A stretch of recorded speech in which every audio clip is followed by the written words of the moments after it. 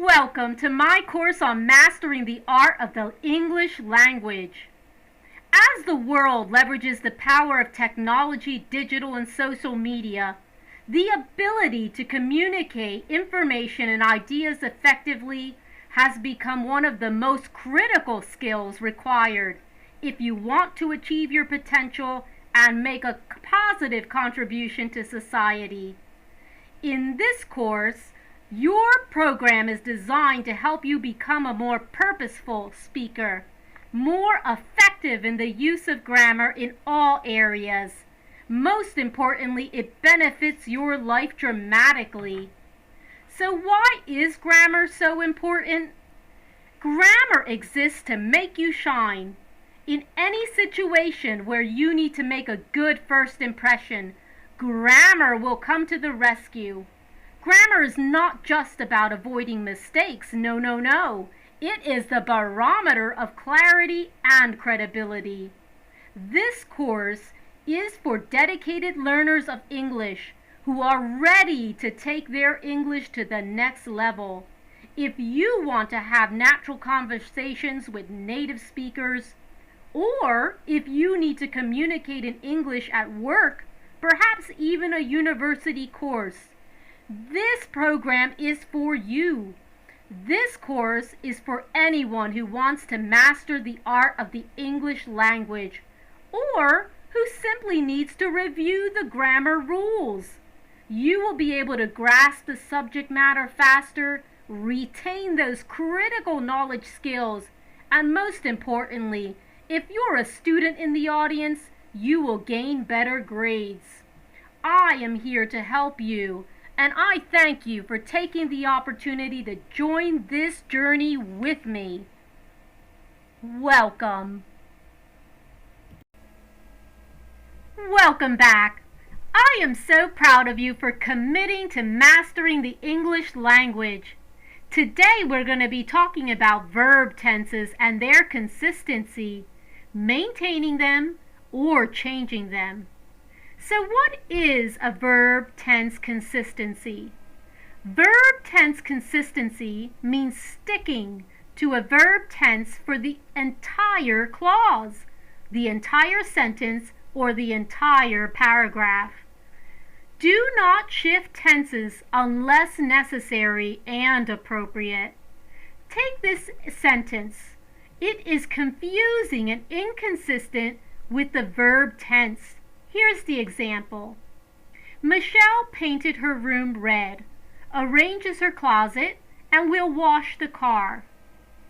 The verb painted is in the past tense, while arranges is in the present tense, and will wash is in the future tense.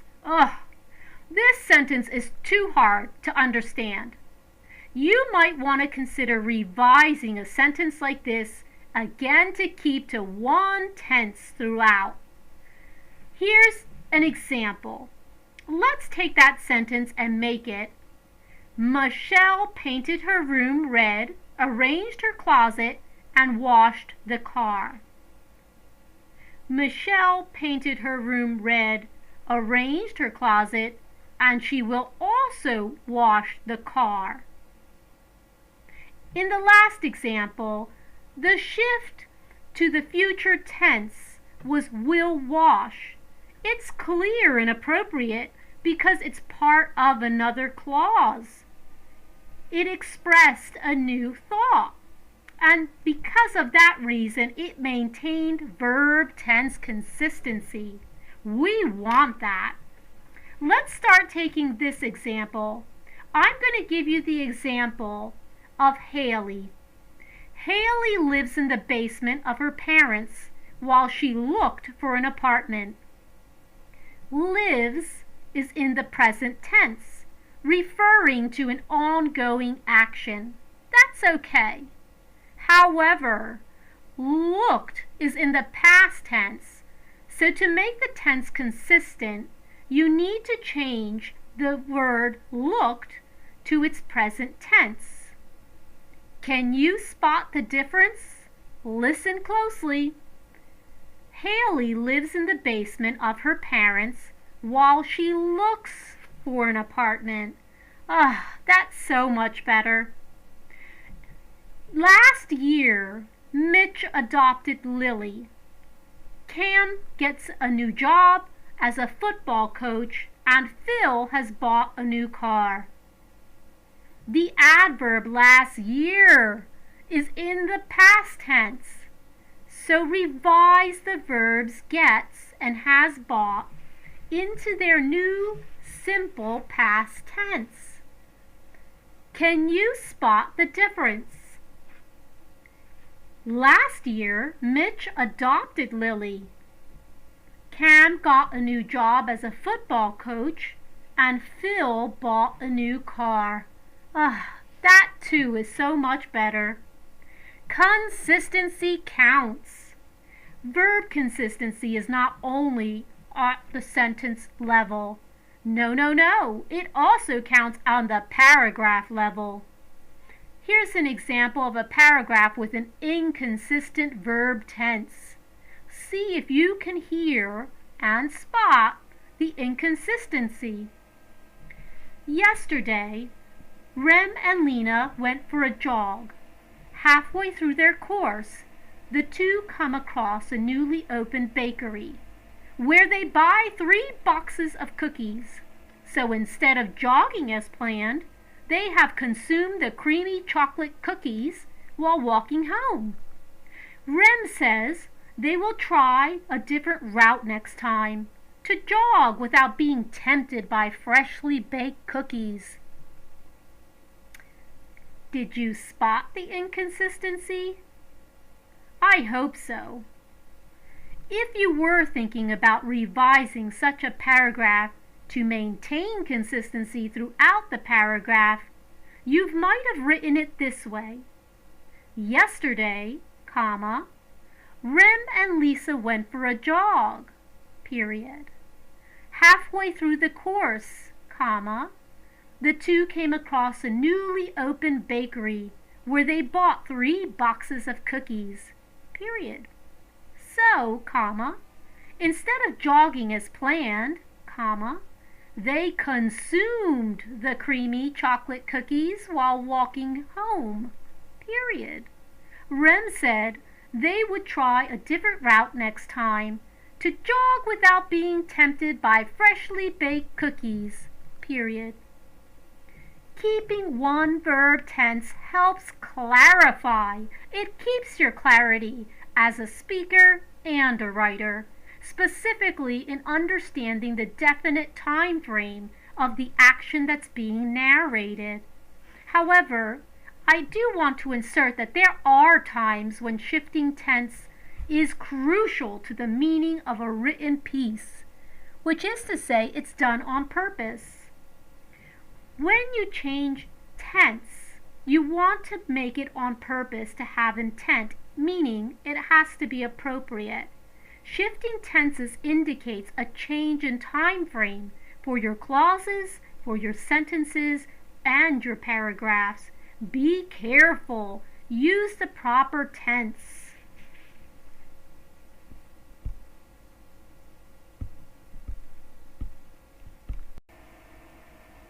Welcome back.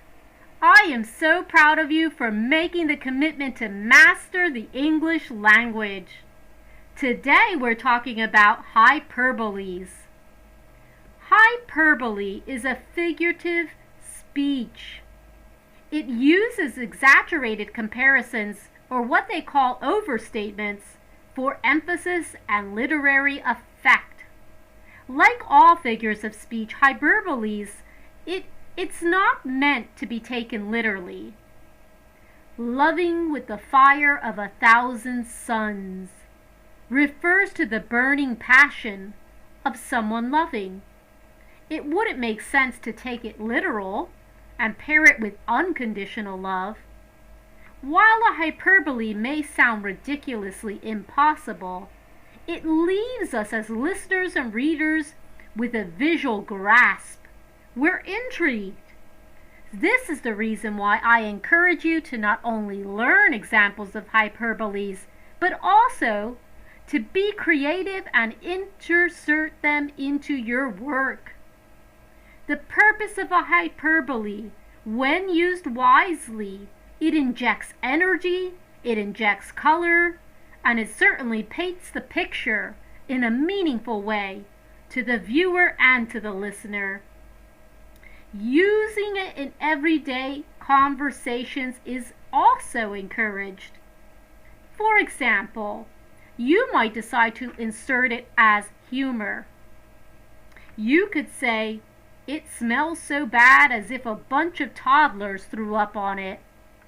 Or, "Our math class is taking forever." "She is so rich, she can buy your car for your birthday." Using hyperboles doesn't just mean that you're using it in everyday speech. You'll find it everywhere, from films to speeches to song to literature. I want you to keep in mind that when using a hyperbole, it's an example of you igniting imagination. However, as in everything else, do make certain to keep it in moderation. To come up with a hyperbole, consider listing attributes of a person, thing, or an idea on which you want to use it. Choose which of these attributes or elements paint the most vivid imagery. Craft your sentences and comparisons that play with the imagination. Decide which comparisons best justify the attribute of the person, thing, or idea you're writing about. Go for one of the most powerful ones, the most engaging. An example of a hyperbole turns up when you talk about loss. It's not the most positive subject by any means. No words can possibly express a mother's mourning for her son's passing. So we can say, "His death tore his mother into a million pieces." Again, not intended to be taken literally. Clearly, in this example, she was not torn literally into a million pieces. However, though, it did convey the depth of her sorrow. And so in this regard, hyperbole creates imagery, but it certainly conveys the meaningfulness of the words you are intending. Use your board as a reminder, and happy learning! Welcome back! I am so proud of you for committing to mastering the English language. Today we are going to be talking about adjectives and how they modify nouns and verbs. Most of the times, nouns alone cannot encapsulate the intensity of our feelings, our experiences, our thoughts. A devastating storm sounds more definite than a storm. We use adjectives such as enormous, giant, slow, pink, insane, childlike, dull, excellent, to describe nouns or pronouns. The tiny words a and an and the, known as articles or determiners, are the most frequently used form of adjectives. Remember that adjectives do not modify verbs, they do not modify adverbs, and they do not modify other adjectives. When you think about adjectives, adjectives express the quality and the attribute of a noun. In general, they answer the following questions: what kind, which one, how much, or how many. Here are some examples of adjectives. I want you to see if you can identify what question it might be answering. Andrea is a passionate filmmaker. Can you spot the question that it's answering? What kind of filmmaker is Andrea? She's passionate. If you said what, you were absolutely correct. What kind? Andrea is passionate. Let's try it again. I'm going to give you a sentence. You see if you can spot the question that it's answering. We're allowed only 5 absences in class. Can you spot the question that the adjective is answering? If you said how many, you're right. Correct. 5 is in fact answering how many absences. Let's try it one more time. I want to make sure you have it. A suspicious man peers through my window. Can you spot what question the adjective is answering? If you said what kind, you are correct. The word suspicious speaks to the fact of what kind of man. What kind of man? A suspicious man.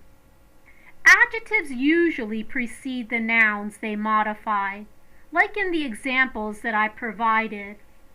But adjectives don't only define nouns, they appear after linking verbs itself. As a subject complement, a predicate adjective defines or refers to the subject and follows a linking verb. Remember that linking verbs are forms of the verb be, as in to be, such as is, will, am, are, have, and sensory verbs such as feel, seem, smell, sound, look, appear, taste. Attributes and nouns go hand in hand with adjectives. Keep this in mind as you continue to explore which adjective you're going to use to add splash to your sentences. Welcome back. I am so proud of you for dedicating your time to mastering English. So here we are. Today we're going to be talking about comparing nouns and adjectives, what they call the degrees of comparison. More than just modifying nouns and pronouns, adjectives actually express degrees of comparison. Example, Project A is easier than Project B, but Project C is the easiest among the 3. Adjectives show the degree to which a noun has the quality of being discussed. Here are a few more examples to help you understand that adjectives are referenced in 3 types. 1 is the positive absolute degree. The second are comparative adjectives. In that, it's the comparative degree. The third is the superlative degree. Let's talk, before we give the examples, just a moment about what each type entails. Positive adjectives, also called absolute adjectives, are the base form of adjectives. Positive adjectives modify words on their own without the need for comparison. Words that are used in positive adjectives could be tall, big, high, bad, lovely, kind, weak. When we think about the second type, the comparative adjectives, we are thinking about comparing 2 items, 2 things. To form the comparative degree of 1 or 2 syllable adjectives, you would end it in ly, or you would add the suffix er, or just r for adjectives ending in the letter e. Bear with me. For longer words, add more or less in front. Here are your examples to help it come clear. Examples are bigger, lovelier, simpler, more exciting, more beautiful, less expensive, less cheerful. Lastly, we have our third type, superlative adjectives. Superlative adjectives compare three or more things. To the form the superlative, add the suffix est. Add the suffix est to the word, or precede it with the word most or least. So if we were thinking about some examples for the superlative adjectives, the third type, you might be saying words such as tallest, loveliest, brightest, most behaved, most liked, most shocking, least improved, least creative. Degrees of comparison are something to consider when you want to add some complexity to what it is that you're trying to describe. I'm going to give you an example of a comparative degree. That's box number 2 on your screen. Sheena is more punctual than Jean. Joshua looks younger than Paul. Joyce seems better now.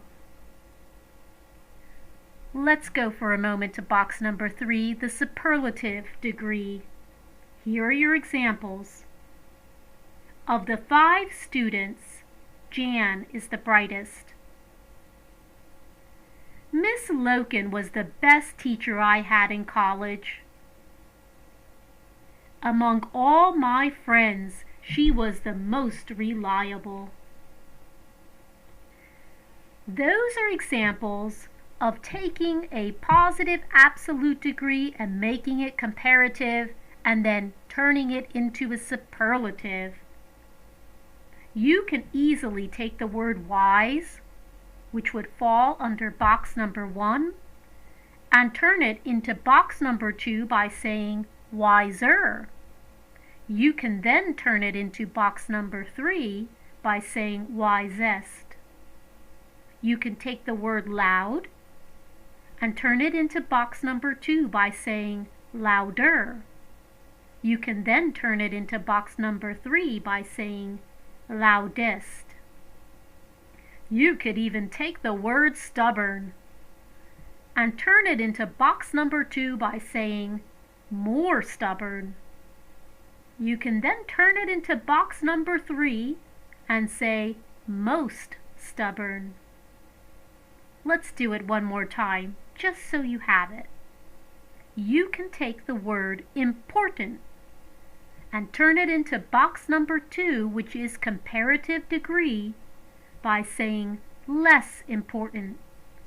You can then take that word and turn it into box number 3, which is superlative degree, and say least important. I hope this helps.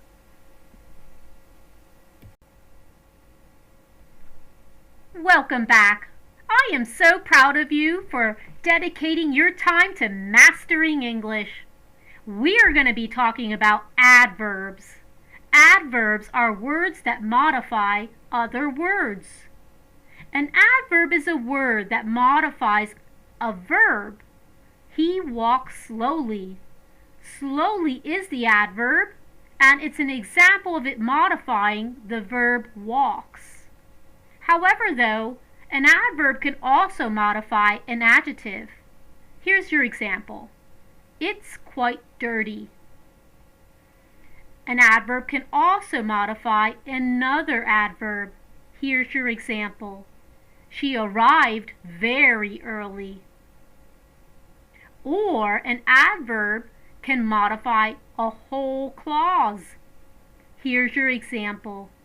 Luckily, he survived the fall. We are so used to adverbs ending in ly that if you took a survey within your circle of friends and asked them what an adverb is, most likely they'll tell you that it ends in ly. But it does not always have to end in ly. In fact, adverbs take many different forms. One thing that is in common is that adverbs usually answer a set of questions. What are the questions?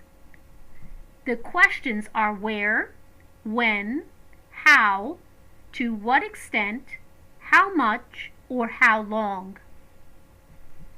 Let's look at an example of an adverb every time answering when. Good moments happen every time you're around. Here's an example of an adverb nearby answering the question where. The dad parked nearby.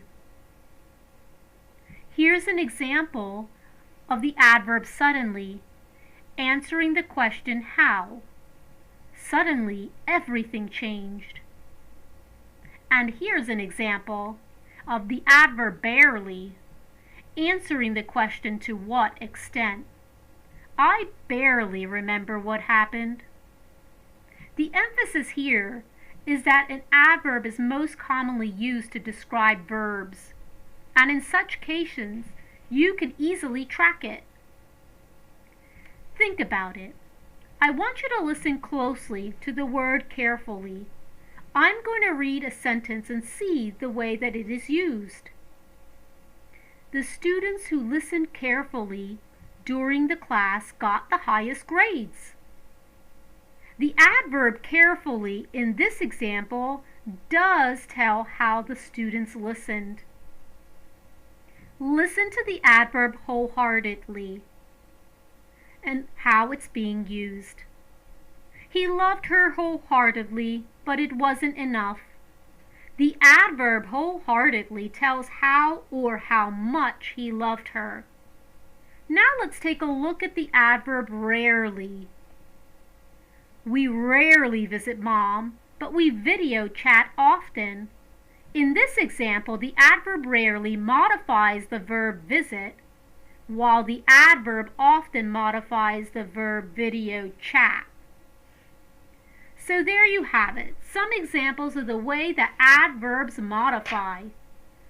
I want you to also just keep in mind, going back to this variety, that we have a term called adverbs of conjunction, which is to say that they're conjunctive adverbs. These conjunctive adverbs talk about similarity and they talk about differences. One example of a conjunctive adverb is accordingly. The group itself is actually quite vast. When you want to use them, you might consider again. You can also consider the word besides, consequently, conversely, earlier, eventually, finally, first.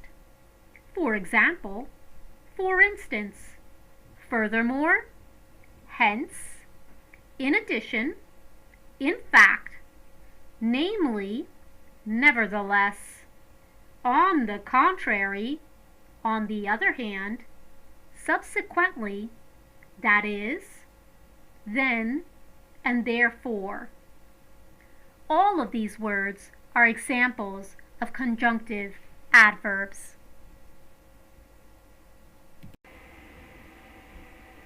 Welcome back. I am so proud of you for committing to mastering English language. We are going to be talking about linking verbs. A linking verb connects the subject to a word in the predicate. Because linking verbs do not express an action, they also don't require a direct or indirect object. Your board in front of you reminds you that there is a subject complement when we consider linking verbs. Examples of linking verbs can be to be, is, am, are, will, have been, appear, seem, look, taste. Perhaps you want to use smell or sound or turn or become or grow. There are many options, and that's the point. There are popular linking verbs. And so I'm going to use one in an example. I want you to listen closely and see if you can point out what the linking verb is. Monty is an engineer. Can you spot the linking verb? If you said is, you are correct. Give it a try. Here's another one. Mara seems nice. Can you spot the linking verb? If you said seems, you are correct. Seems is the linking verb. Let's try it one more time. They will be okay. Can you spot the linking verb? If you said will be, absolutely, that is the linking verb. So remember, subject complements are relative to linking verbs. They follow linking verbs. A subject complement is a word or group of words that follow a linking verb, and they identify or explain the subject. Keep in mind that the subject complements always refer to the subject itself. In the example of Monty is an engineer, the linking verb is connects the subject Monty to the subject complement and engineer, which explains something about Monty. Nouns, pronouns, and adjectives can be a subject complement, whether as a single word or as a phrase. Another thing you want to keep in mind is that a noun or a pronoun that functions as a subject complement is also called a predicate nominative. So when you hear that word predicate nominative, you know that it ties into the subject complement. It might seem like a lot to remember, but practice does make perfect. And with that in mind, here are some examples of sentences that have subject complements. I'm going to state the sentence. Let's see if whether or not you can identify the subject complement, as well as the linking verb. Rachel is ditzy. Can you spot the linking verb? Can you also spot the subject complement? The linking verb in that sentence, Rachel is ditzy, is.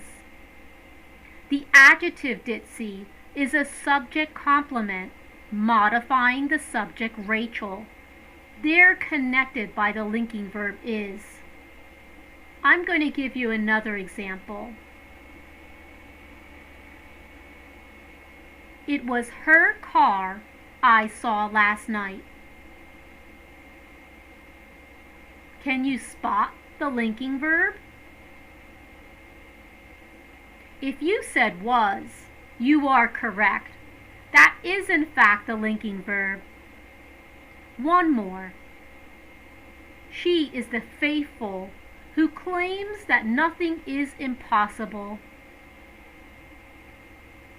Can you spot the subject complement in she is the faithful who claims that nothing is impossible?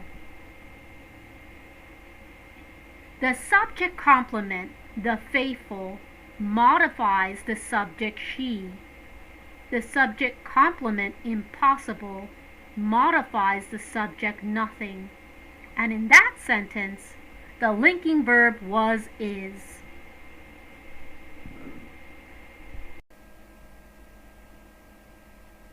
Welcome back. I am so proud of you and all the hard work that you're doing.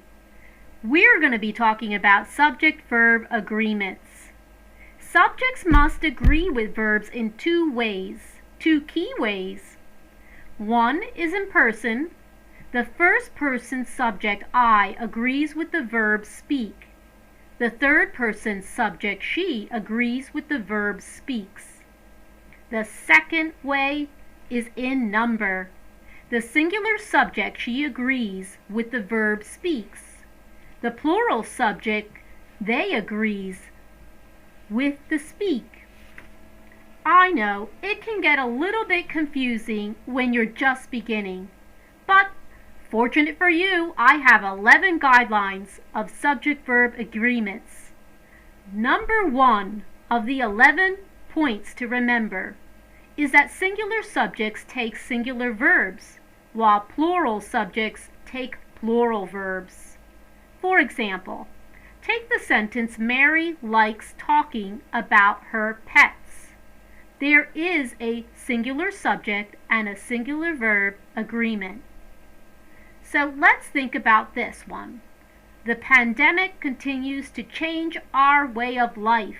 There is also a singular subject agreement with a singular verb. Now let's give you an example of a plural subject, plural verb agreement. Kirby and Grace are always having a good time together. That's an example of a plural subject and a plural verb agreement. Just so we can solidify this point, I'm going to give you one more. Pay close attention. The travel restrictions affect the delivery of goods and services to remote areas. That's an example of a plural subject and a plural verb agreement. Agreement is good. So we are moving right along to the second point I want you to remember. Two or more subjects, also called compound subjects, joined by and are plural and take a plural verb. Here's an example. Her sweet voice and expressive eyes make the producers love her. Two things are loved about her. Here's another example.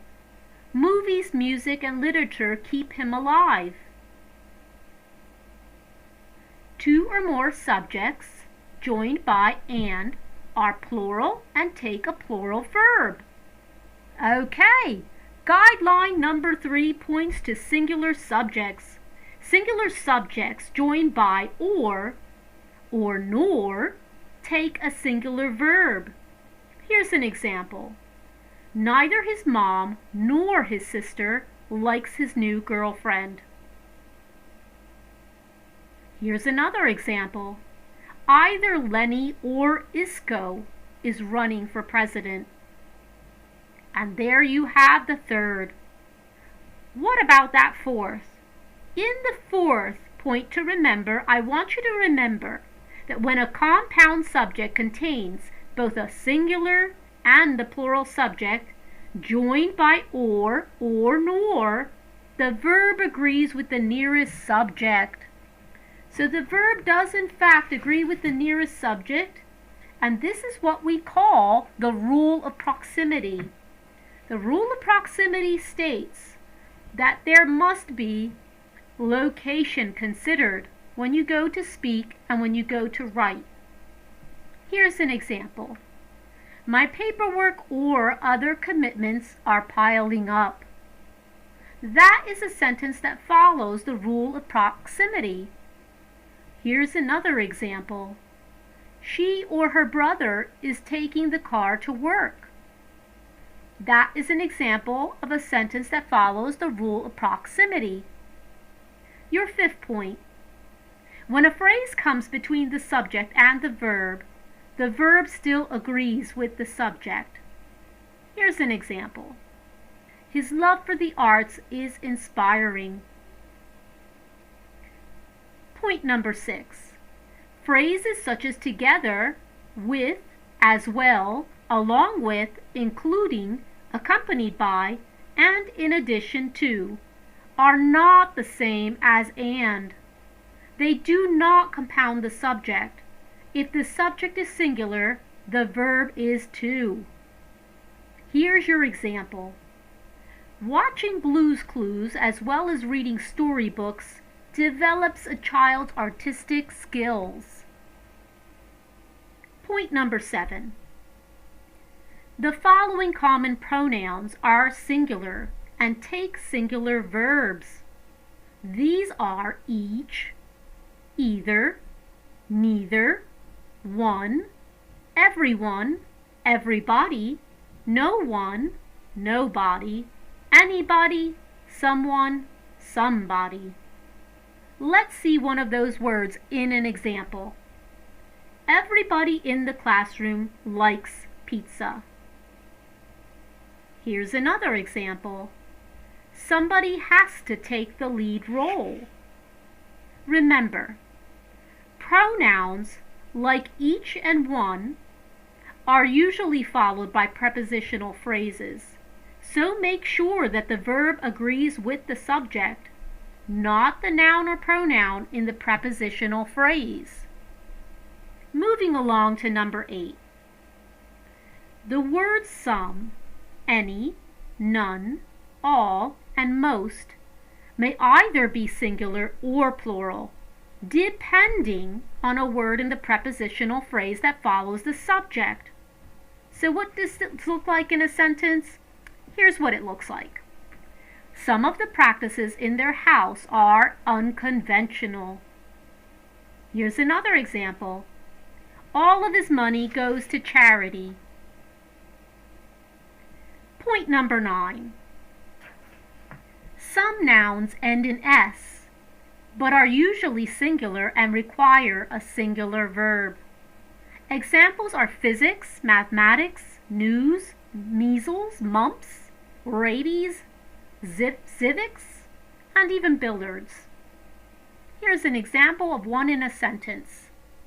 Mathematics is my least favorite subject. Well, we have made it to guideline point number 10 and guideline point number 11. So to wrap up this one, pay close attention. The last two are as important as the first round. Number 10. Number 10 states that expressions of money, time, and measurements usually take a singular verb. If the subject refers to the total amount, use a singular verb. Here's an example. $10 is not enough to buy a decent dress. Here's another example. 5 years is too long to live away from home. Point number 11. In sentences beginning with there and here, the verb comes first before the subject. Determine the subject and make sure the verb agrees with it. Here are your examples. Here is my mobile number. Here are my favorite colors. There are unreturned books in your bag. There is not enough coffee to drink.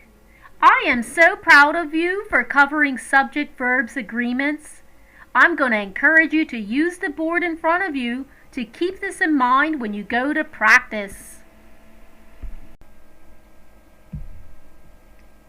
Welcome back. I am so proud of you for committing to mastering the English language.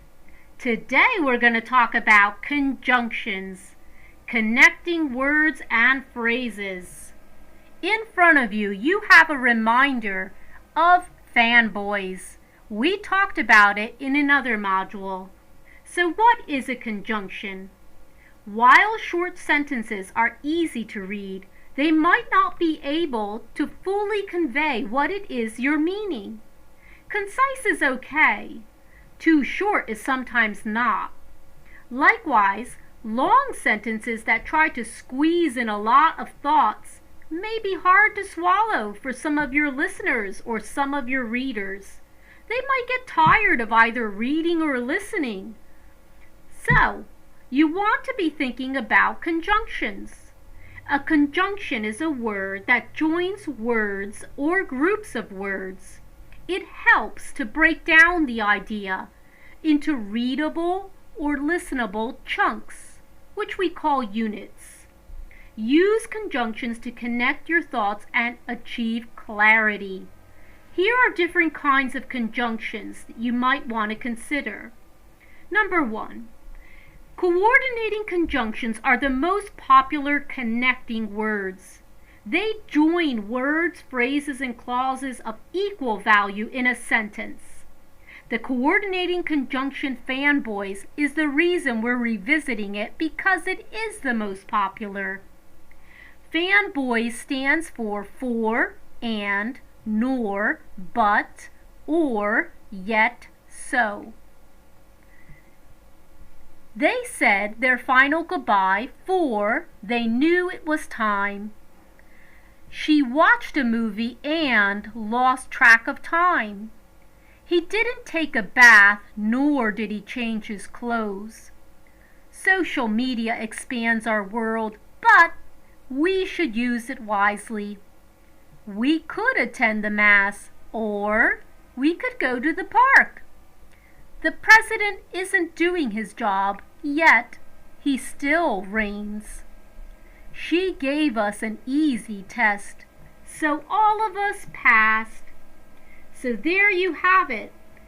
Fanboys is a fantastic way to use your coordinating conjunctions to gain clarity. You want to keep in mind that there are also correlative conjunctions. Correlative conjunctions come in pairs. For example, either or, neither nor, not only but also, both and an. Here are some examples of using correlative conjunctions.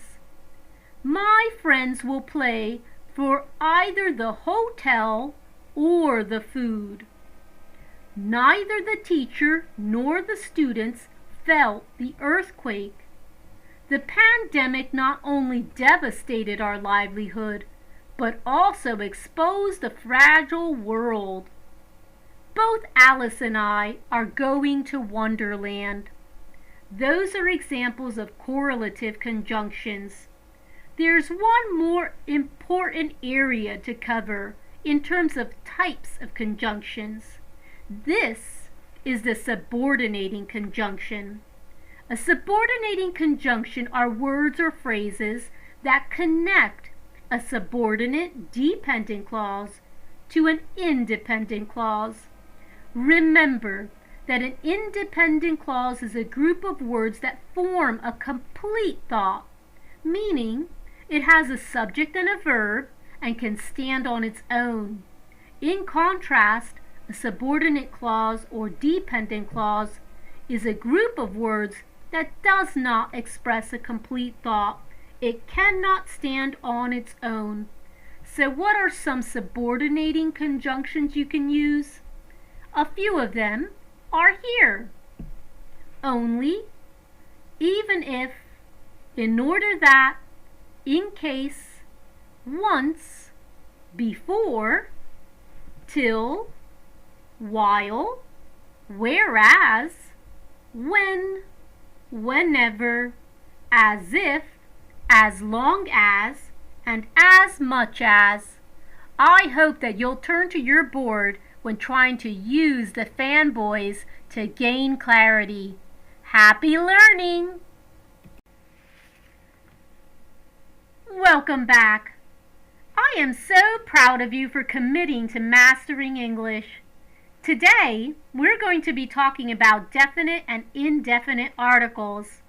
The, and an. What are definite and indefinite articles? Well, articles are teensy words, you can think of them small, that usually tell if a noun is either specific or it's general. Because they modify nouns, articles are considered adjectives. In fact, they're the most commonly used adjectives. Two articles, the, and an, are going to be used in these sentences. I want to see if you can actually spot the article. Mark bought the bike. The definite article the implies that Mark bought one specific bike. Mark knew about it. That's why they use the, a specific bike. Now here's Mark again. Tell me if you can spot the article. Mark bought a bike. Can you spot the article? And more so, can you identify if it's definite or indefinite? If you said as being the article and stated that was indefinite, you are correct. In this sentence, Mark bought a bike. The indefinite article refers to any bike in general. There was no specific implied. For you, I want you to remember that definite articles are in the category of non-count nouns, which is to say that the is also used as a non-count noun with items such as ideas or qualities that cannot be counted. Examples of non-count nouns are intangible, such as love, pollution, or health. The main emphasis here is that being that articles themselves are paired with non-count nouns. Definite articles are also paired with proper nouns. They're also paired with other items that we will get into later. What I want you to do is I want you to use the board that's in front of you to remind yourself when you're using the, a, and an as to which one is definite, which one is indefinite, and which one can be associated with non-count nouns.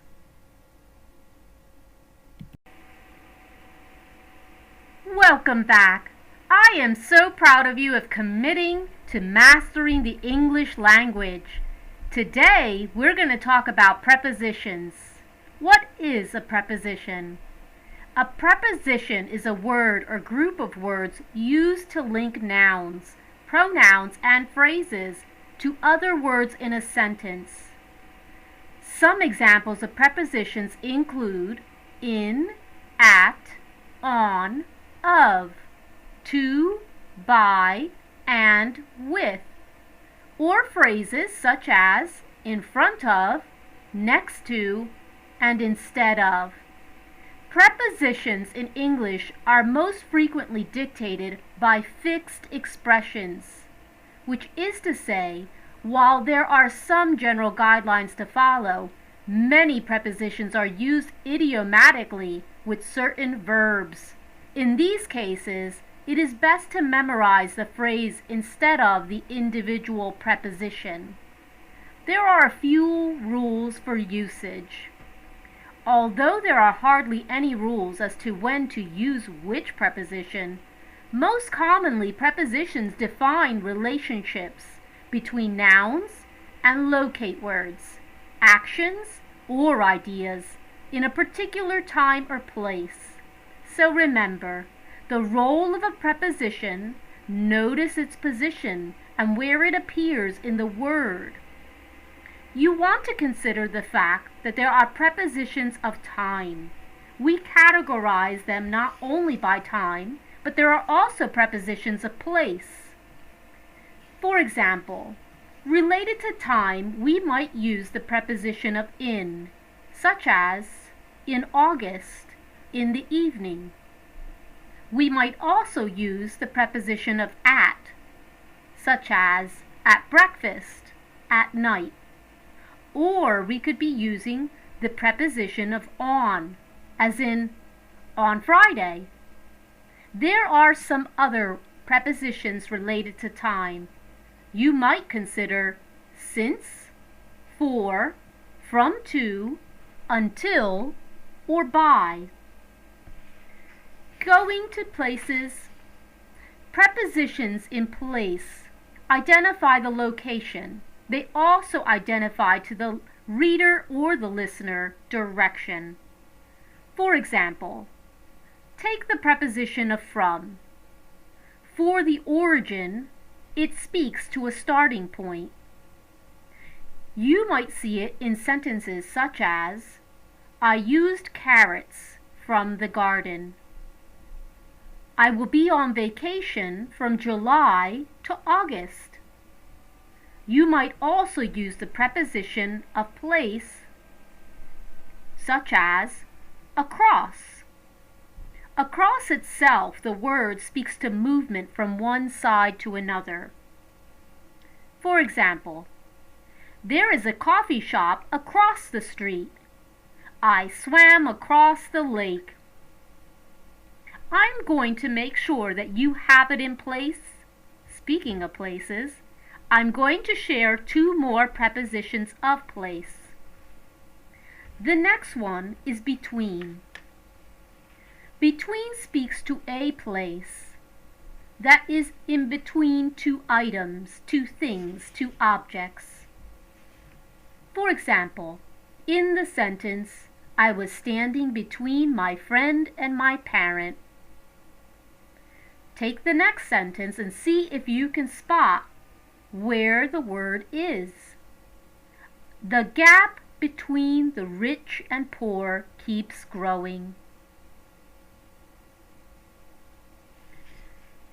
When we talk about prepositions, prepositions of time, prepositions of place, we cannot remove the fact that prepositions also speak to connections. In the connections, our options will include the preposition of, the preposition of with, as well as the preposition of by. Let's go to the first of. Of, used in this sentence, is suitable. The keyboard of my computer is pink. Richard is the son of Audrey. Switching to with. You might hear with the preposition of connection used, such as, I spilled coffee on the computer with a pink keyboard. I think Sarah is studying with Tara. When we think of the preposition by, we might hear it in sentences such as, my roommate saved my life by killing the spider. Your board in front of you indicates that a preposition can be used for direction, for location, and time. I encourage you to practice. Practice writing as well as verbalizing your prepositions, and be mindful of it.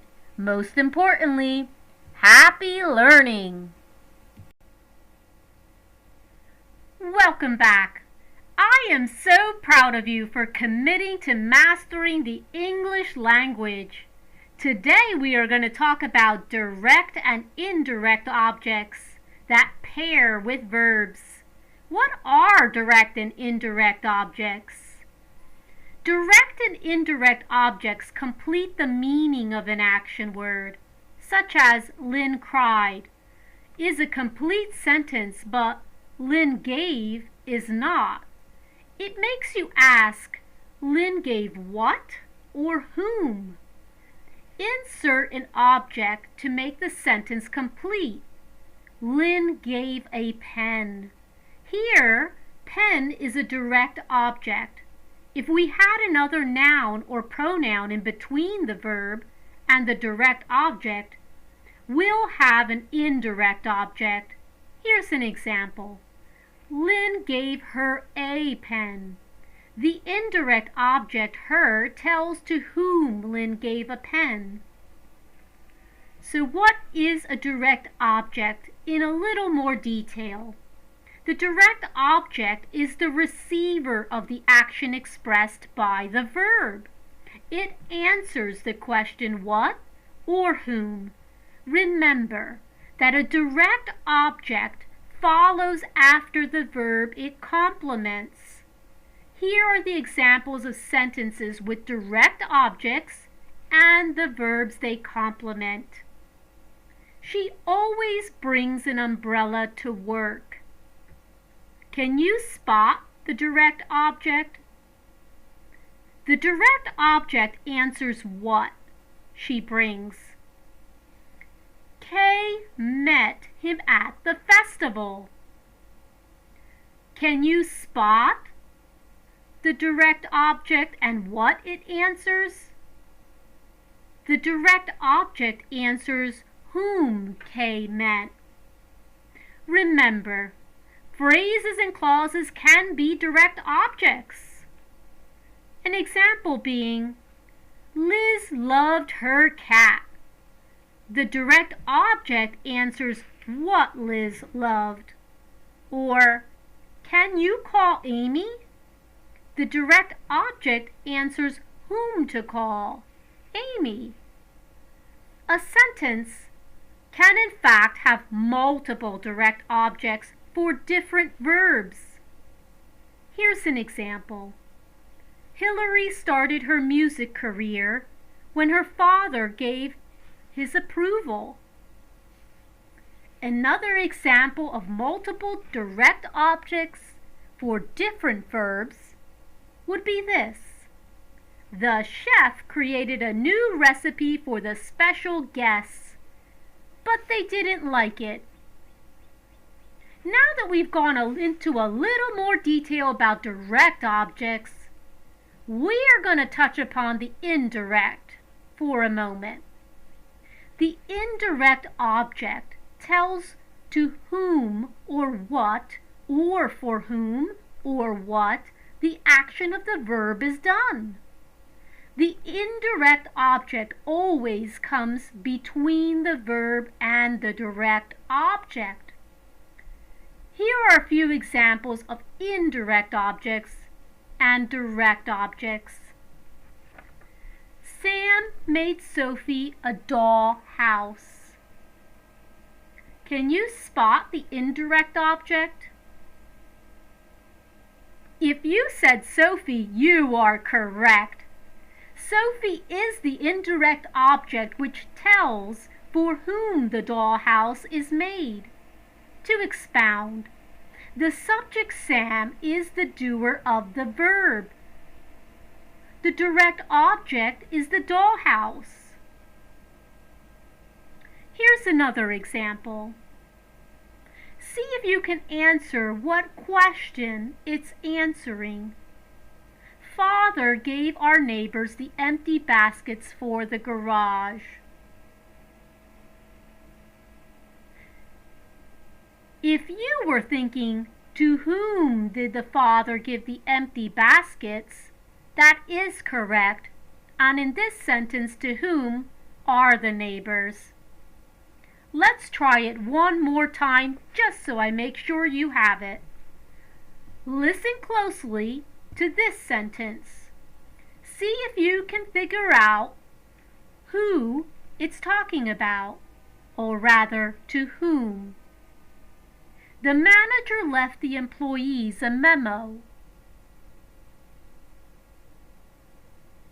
If you were thinking, to whom did the manager leave a memo, and followed it with the employees, you are correct. That is the employees. Remember, indirect objects are not always present in a sentence that has a direct object.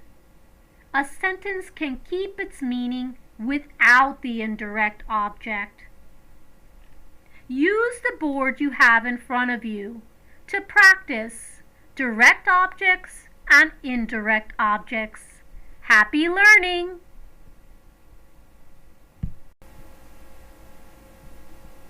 Welcome back. I am so proud of you for beginning this journey of mastering English. There are so many components to English, but we are going to start with a simple sentence. Let's learn a little bit more about simple sentences. We've been taught since preschool that the basic parts of a sentence are its subject and its verb. Taking that to heart, let's consider the fact that the simple sentence is not the only one in the ballpark. No, no, no. There is also the compound sentence and the compound complex. Why do we need to learn this? Well, because the plain existence of a subject and a verb in a sentence isn't enough to fuel your message. You want to be able to familiarize yourself so you can have a variety. Not only that, but to be honest, you're going to sound more intelligent and more compelling. Absolutely. So, what is a simple sentence? A simple sentence is the most basic type of structure. In plain language, it has one independent clause and one subordinate clause. Recall that an independent clause is what it states. It's a group of words that has a subject and a verb, yet it can stand on its own. On the other hand, we have the subordinate clause, also known as the dependent clause. There you have it. Dependent means that the group of words that do not express a complete thought must be attached to something else in order to convey the entire meaning. Here are some examples. I'm going to give you a simple sentence. We found the missing cat. Pretty simple. They found the bills. Also simple. A simple sentence may have a compound subject, a compound verb, or both. Let's take a look at an example. Ryan and his friends auditioned for the role. Can you find the compound subject? If you said Ryan and his friends, you are 100% correct. That is the compound subject. Let's give it another try. The teacher and her students discuss the homework. Can you find the compound subject?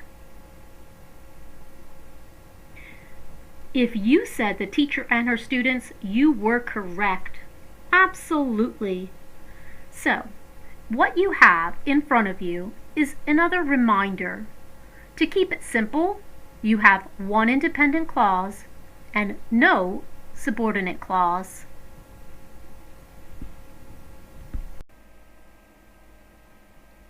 Welcome back. I am so proud of you. I love the fact that you're dedicating this time to master English language. Today, we're going to be talking about compound sentences.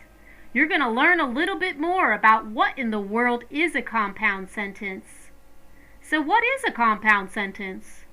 A compound sentence has two or more independent clauses, but it doesn't have a subordinate clause. These independent clauses are usually joined by coordinating conjunctions.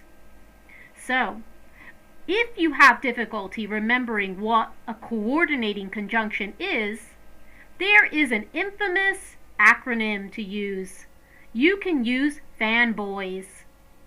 Most commonly, fanboys is used, and it represents for, and, nor, but, or, yet, and so. You can spot them in the examples that I'm going to give you. Here are some examples of coordinating conjunctions that connect two independent clauses. Let's see if you can identify the coordinating conjunction.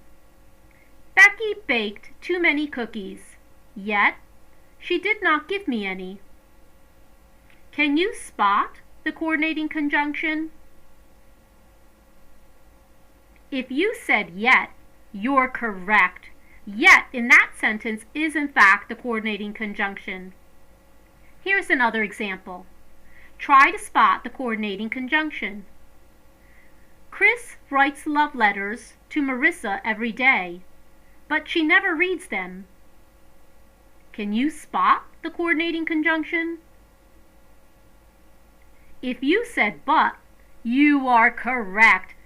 But is the actual coordinating conjunction in that sentence. You are on a roll. Let's try it one more time. The wind howls, the trees dance, and the darkness wraps the night. Can you spot the coordinating conjunction? If you said and, you are correct. And is in fact a coordinating conjunction. But here's words to the wise.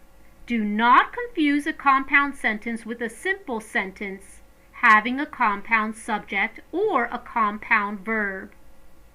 Remember that a compound sentence needs at least two independent clauses, regardless if they have a compound subject or a compound verb. A simple sentence versus a compound sentence. How do I know when I'm using one versus the other? Let's take a look at an example that compares the two. I'm going to read a sentence. I'm going to read another sentence. I want to see if you can spot the compound sentence. Let's get to it. Here's your first one. Music and movies make the world a better place and give us a reason to live. Music and movies make the world a better place, comma, for they help us to see life from different perspectives. Which one of those two had a coordinating conjunction? If you identified the coordinating conjunction in being in the second sentence as being for, you are correct. It was the second sentence that had the coordinating conjunction. So here's the million-dollar question. Which one of those two were the compound sentence? If you said it was the sentence that had the for, as in the second sentence, you are correct.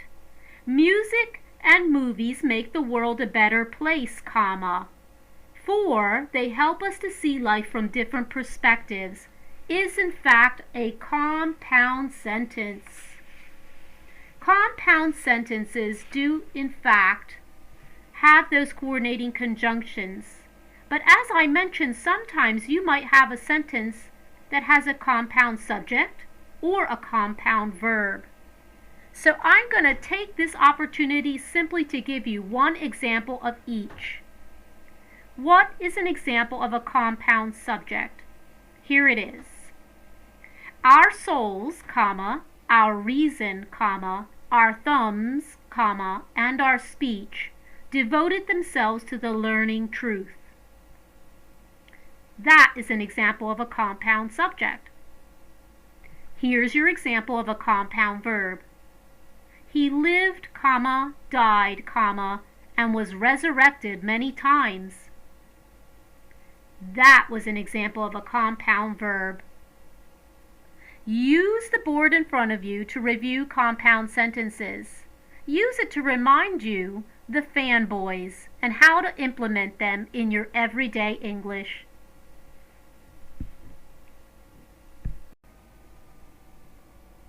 Welcome back. I am so proud of you for committing to mastering the English language.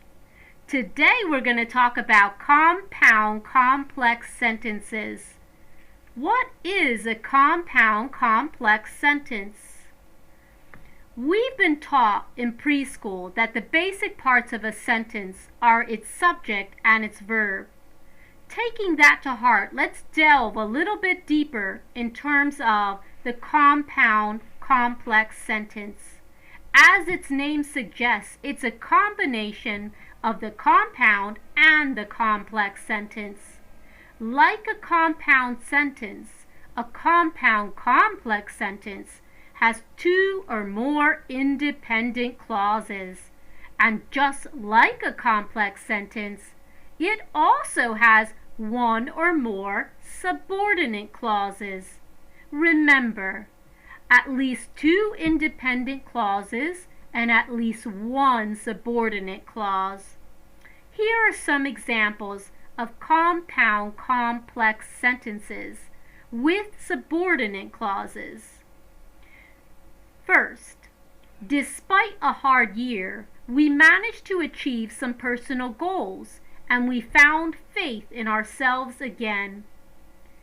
Two independent clauses.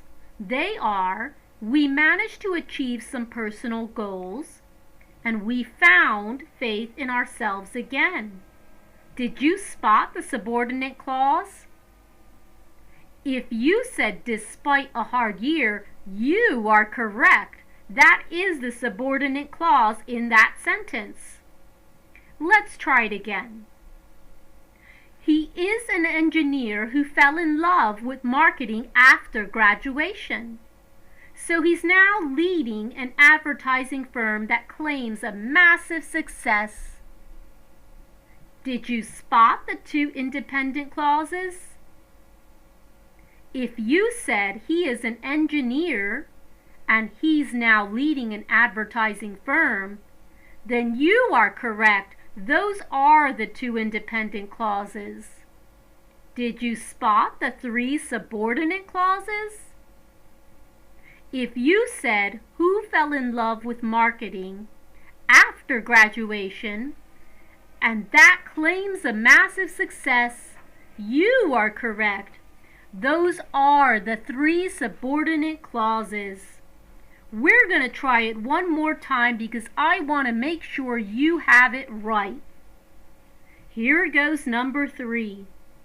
We should fight for the displaced locals who own the land that the mining corporation claims, because this issue has been going on for decades, and the poor locals are always at the losing end. Did you spot the two independent clauses? If you said we should fight for the displaced locals and the poor locals are always at the losing end, you are correct. Those are the two independent clauses. Did you spot the three subordinate clauses? If you said who owned the land that the mining corporation claims, and because this issue has been going on for decades, you are correct. Those, in fact, are the three subordinate clauses in that sentence. Here in front of you is your board reminding you that a compound complex sentence does have at least two independent clauses and must have at least one subordinate clause. Turn to your board whenever you need a refresher and practice, practice, practice, both verbally and in writing. Happy learning! Welcome back. I am so proud of you for committing to mastering the English language. Today we are going to be talking about verb tenses. That's when action actually occurs.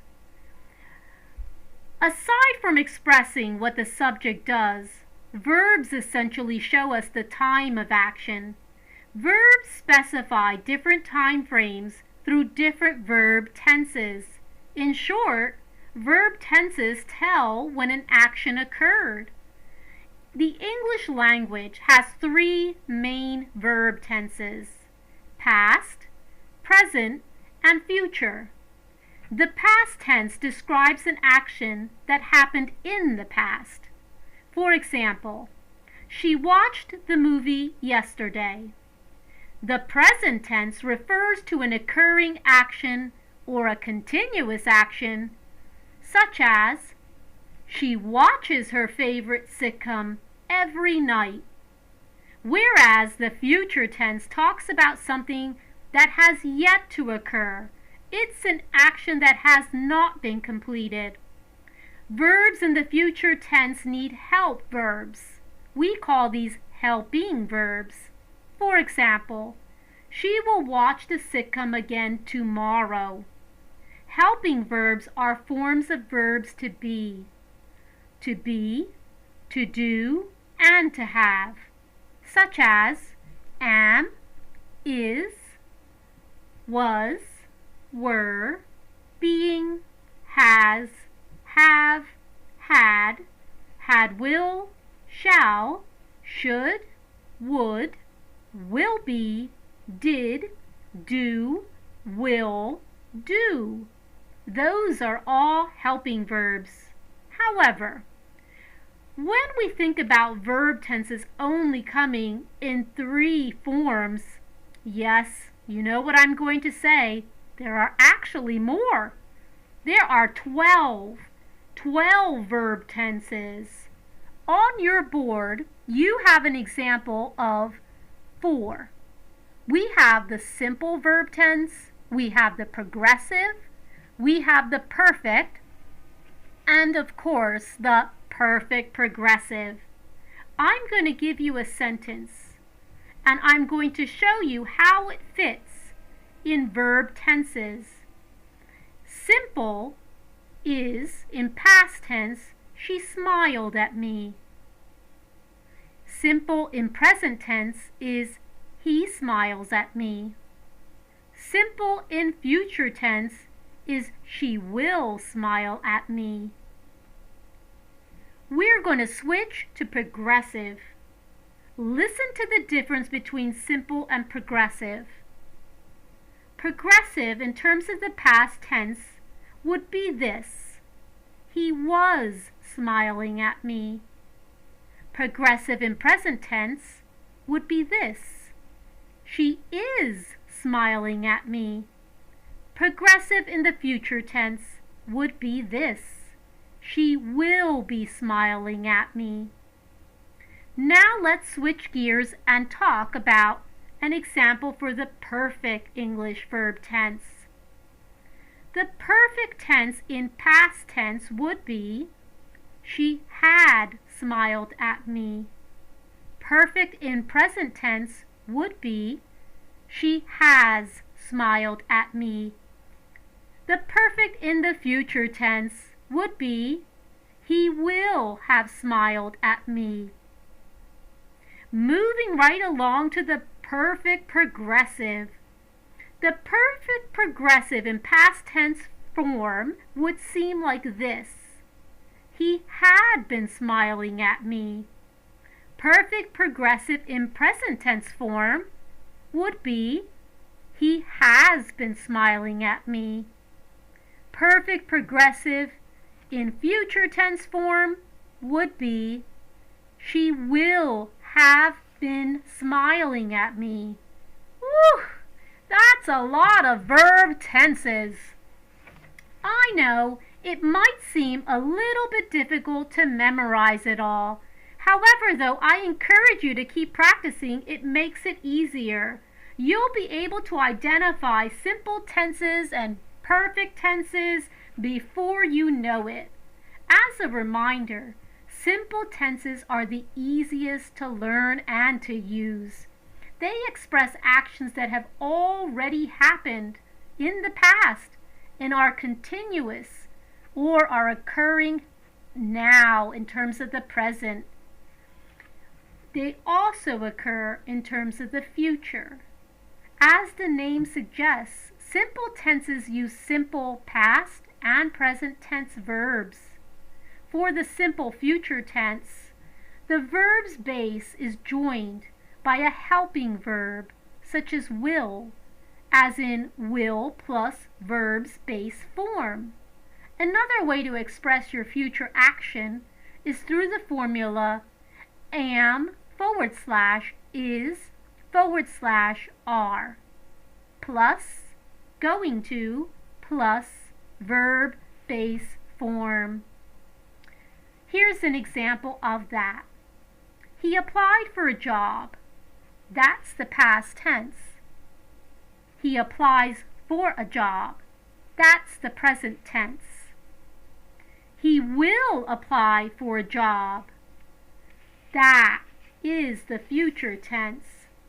So you start to get an idea of how to grid your simple, progressive, perfect, and present progressive.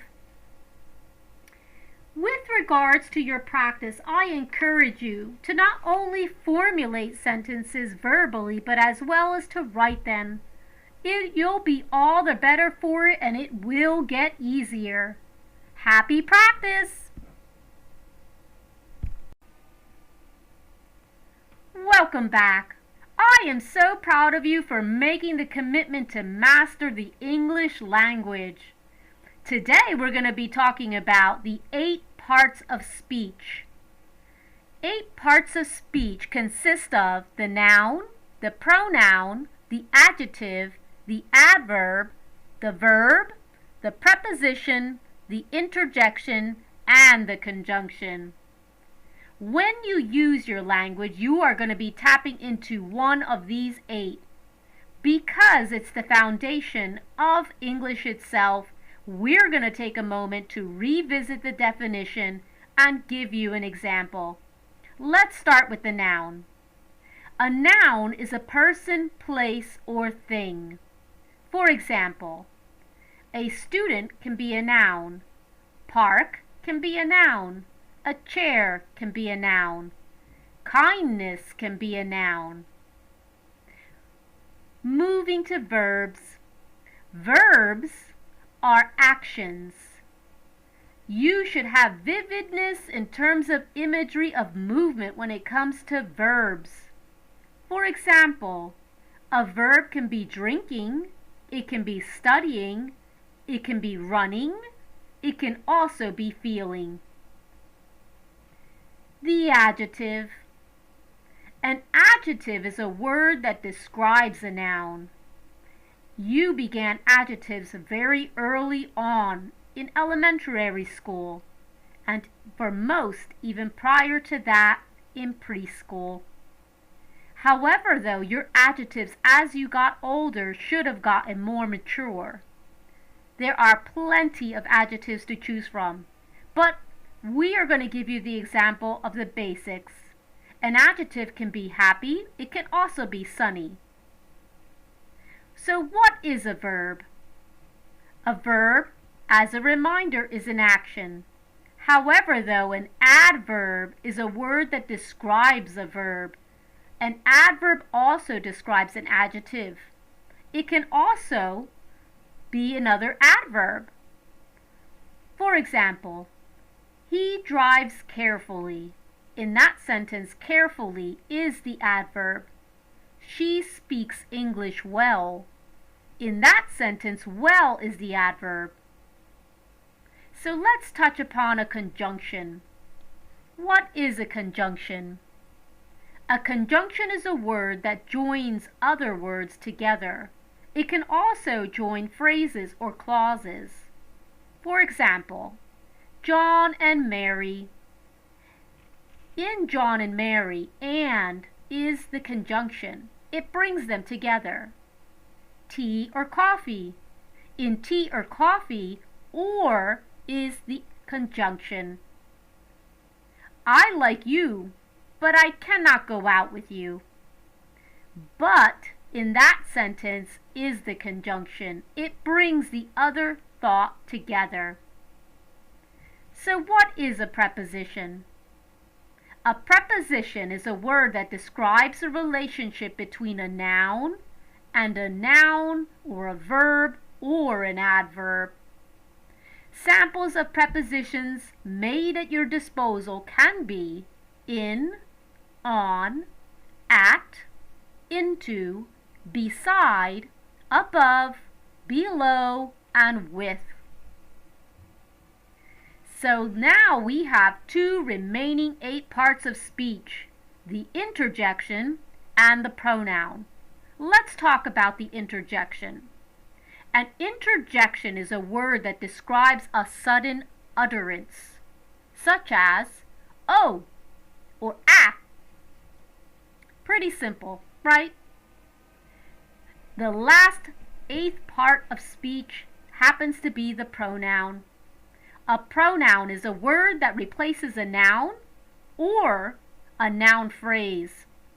For example, I admire Lily. She is a great woman. She, in that utterance, happens to be the pronoun. Let's see if you can spot the pronoun in this utterance. Where is John? He is at the clinic. Can you spot the pronoun? If you said he, that is correct. He is the pronoun. And there you have it, the 8 parts of speech. When you forget, simply use your board as a reminder. Happy learning!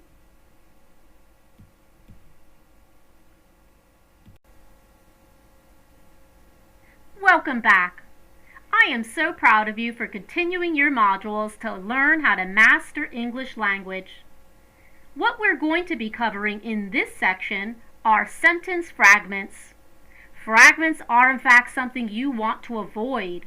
They make you sound unintelligible, and in this regard, learning how to fix them is an easy fix. So what is a sentence fragment? A sentence fragment is a group of words marked by a period which isn't automatically a sentence. which is to say that it's not a complete thought. Identifying sentence fragments is where you begin. How else are you going to know to fix it unless you know it's wrong? I'm going to give you an example. Here is a fragment. Because he arrived late.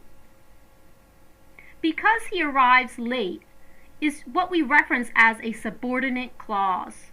It is a dependent clause and needs to be attached to something else in order to be a whole thought. Because he arrived late is not enough. If we added, he didn't see the meteor shower because he arrived late, then we know that we have a complete thought. It gives you everything you need to know about this person.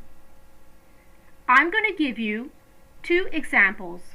Let's see if you can identify the sentence fragment. When she left. His world fell apart when she left. Can you spot the sentence fragment? I'm hoping that you said that the sentence fragment was when she left. If you did, you are in fact 100% correct. One good way to understand the concept of a fragment is to imagine that person walking up to us and speaking while they're walking. If what the person speaks is only a fragment, our reaction would be to call them back and say, "Wait, what were you saying?" So imagine yourself as a person walking up and speaking.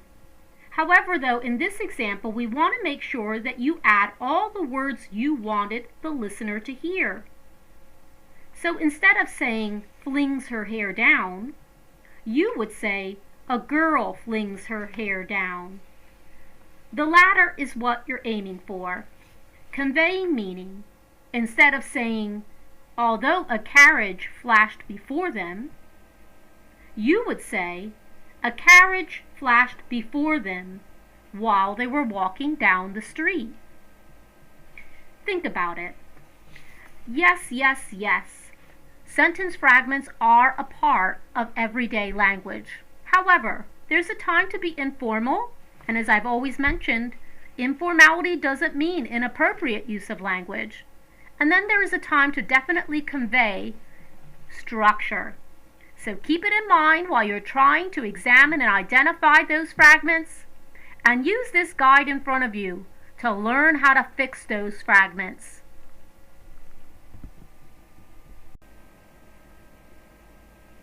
Welcome back. I am so proud of you for doing so well on your previous modules. Here we are. We are today going to be looking at run-on sentences. Run-on sentences are something you do not want to do. At the same token, in natural day speech, often at times you might come across that one person, perhaps you are that one person, who for whatever reason never puts a period. They just keep rambling and rambling and rambling with one sentence, going and going. And that is a run-on sentence. When we speak, our silence, our pauses, our gestures, our facial expressions complement what we say. We have to take a break. When we're writing, often at times this break, in terms of a pause, is noted as a comma in between our words. This happens in writing, but it doesn't necessarily mean that run-on sentences are just specific to verbalizing. You can do it in your writing as well, when you don't put that necessary punctuation. So, like the previous exercise, we are going to make sure that you know how to identify a run-on sentence and how to fix it. I'm going to give you a run-on sentence, and then I'm going to give you a moment to think about how you would fix it. Here's your run-on sentence. James Baldwin was one of the 20th century's greatest writers. His works were a powerful reflection on discrimination that made everyone rethink what they were doing. Okay, that was your run-on sentence. Now, how would you fix it? If you said, James Baldwin was one of the 20th century's greatest writers, period, His works were a powerful reflection on racial issues, period. That would be a great example of how to fix a run-on sentence. Using a period to end compound sentences. Think about it. Commas cannot end a sentence. I'm going to give you an example. A run-on sentence would state, Van Gogh was an artist genius who wasn't appreciated in his time. He created about 2,000 artworks in my favorite night, and it was called The Painting. All right, that was a lot for me to say even in giving you that example. So, how would you fix it? Hopefully, you were thinking and brainstorming and came up with an example that's close to this one. Van Gogh was an artist genius who wasn't appreciated in his time. Period. He created about 2,000 artworks, including my favorite, comma, The Starry Night. Period. So there you have it. An example of how to identify a run-on sentence as well as the way to fix it. Remember, you can always use the option of a semicolon instead of a coordinating conjunction to form two independent clauses. This is an option that's made available to you. Now, it does get a little bit more in depth. We're not going to go into the extreme details of identifying run-on sentences when you're using complex sentences. But what I do want you to remember is that run-ons go by very different names, which is to say that you might very well call it the comma fault, the comma splice, or the fused sentence. All three of these terms are actually pointing back to the run-on sentence. Use the guide that's in front of you. Follow the steps on how to fix a run-on sentence.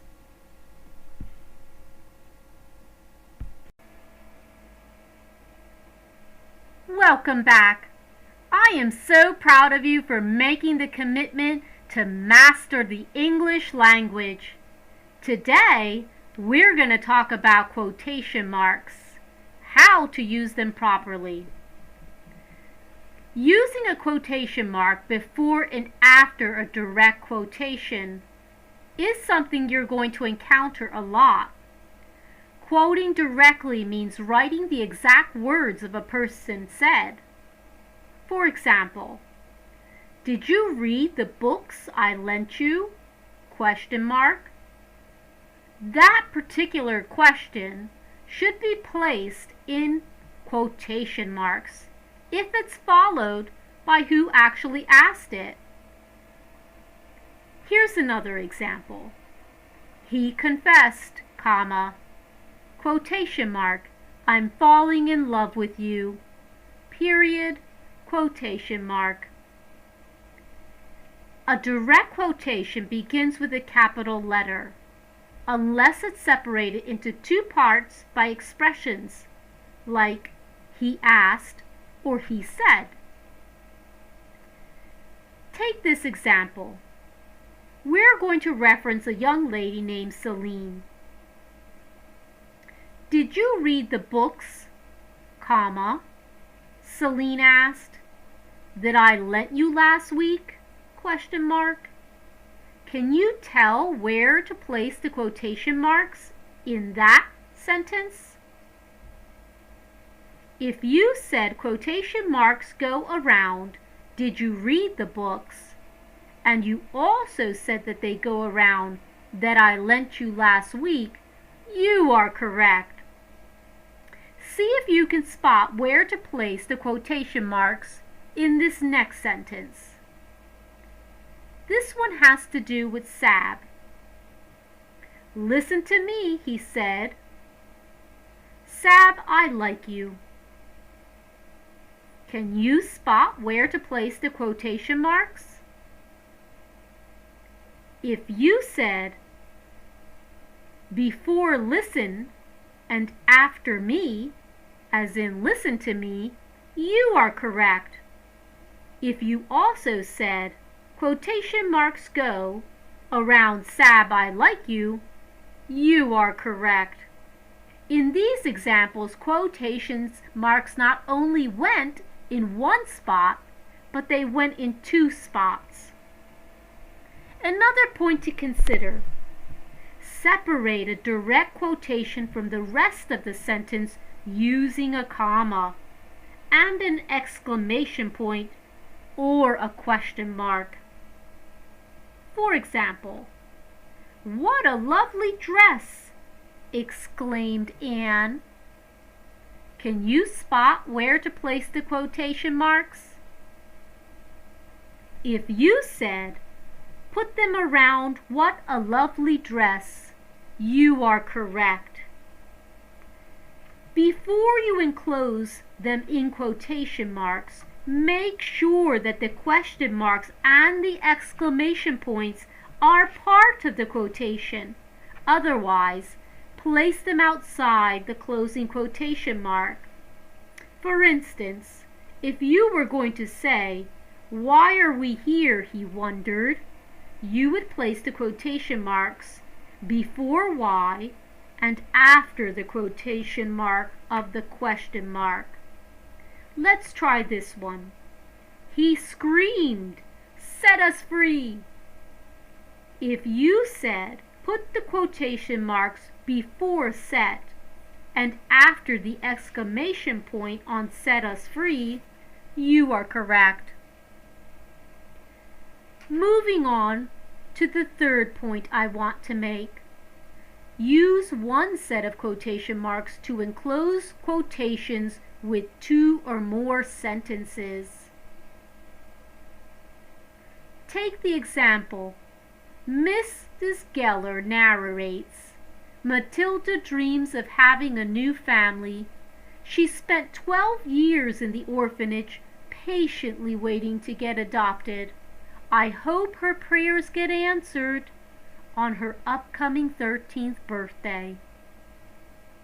Quotation marks in that example of narration would be before Matilda and after birthday. Moving to number 4. Use single quotation marks to enclose a quotation within a quotation. Yes, you can have a quotation within a quotation.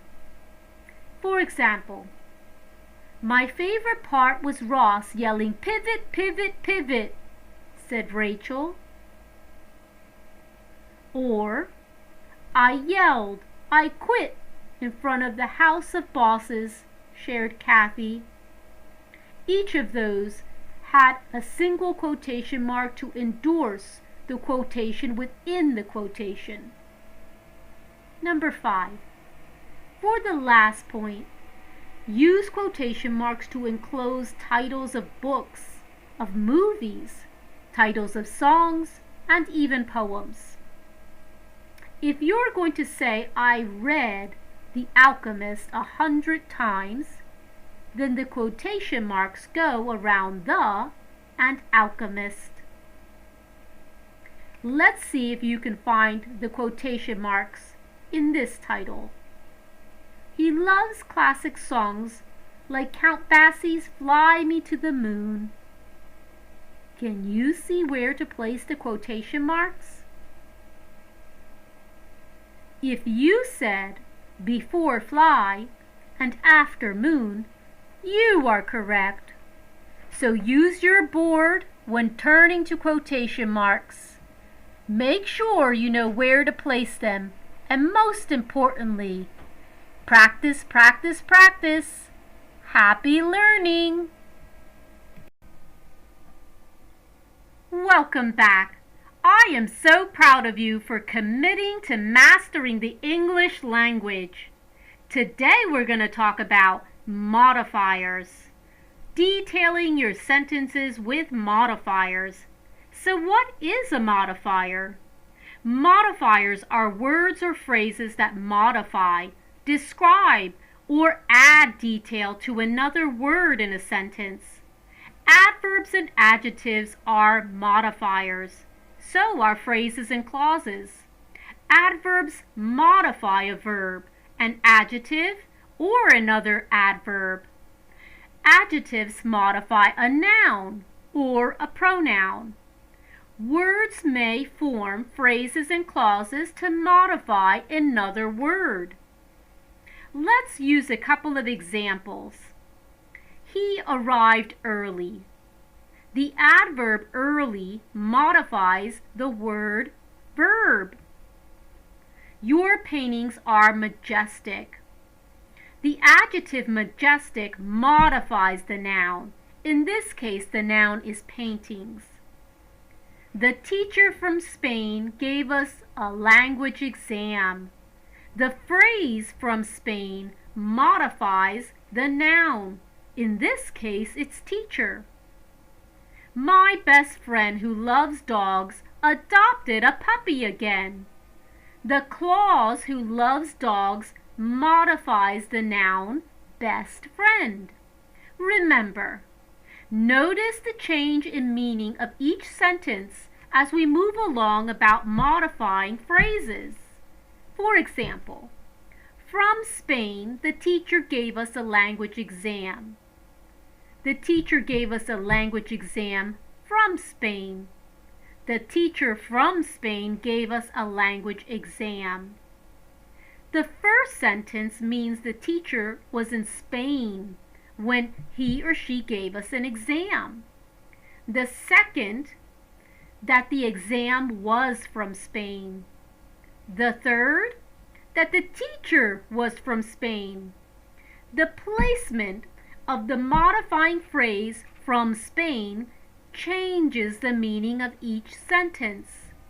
Those are all clear and correct sentences, but you should aim for the one that conveys your thought. A seamless arrangement of words in a sentence is crucial for comprehension. So make sure that you follow the word flow in a way that communicates what you intend to mean. Keep in mind that placements of modifiers, when modifiers are placed too far from the word, they modified common errors occur. They modify, but yes, I'm going to say it again, common errors do occur. To avoid this, to avoid the confusion, place the modifying word or the phrase near the word modified.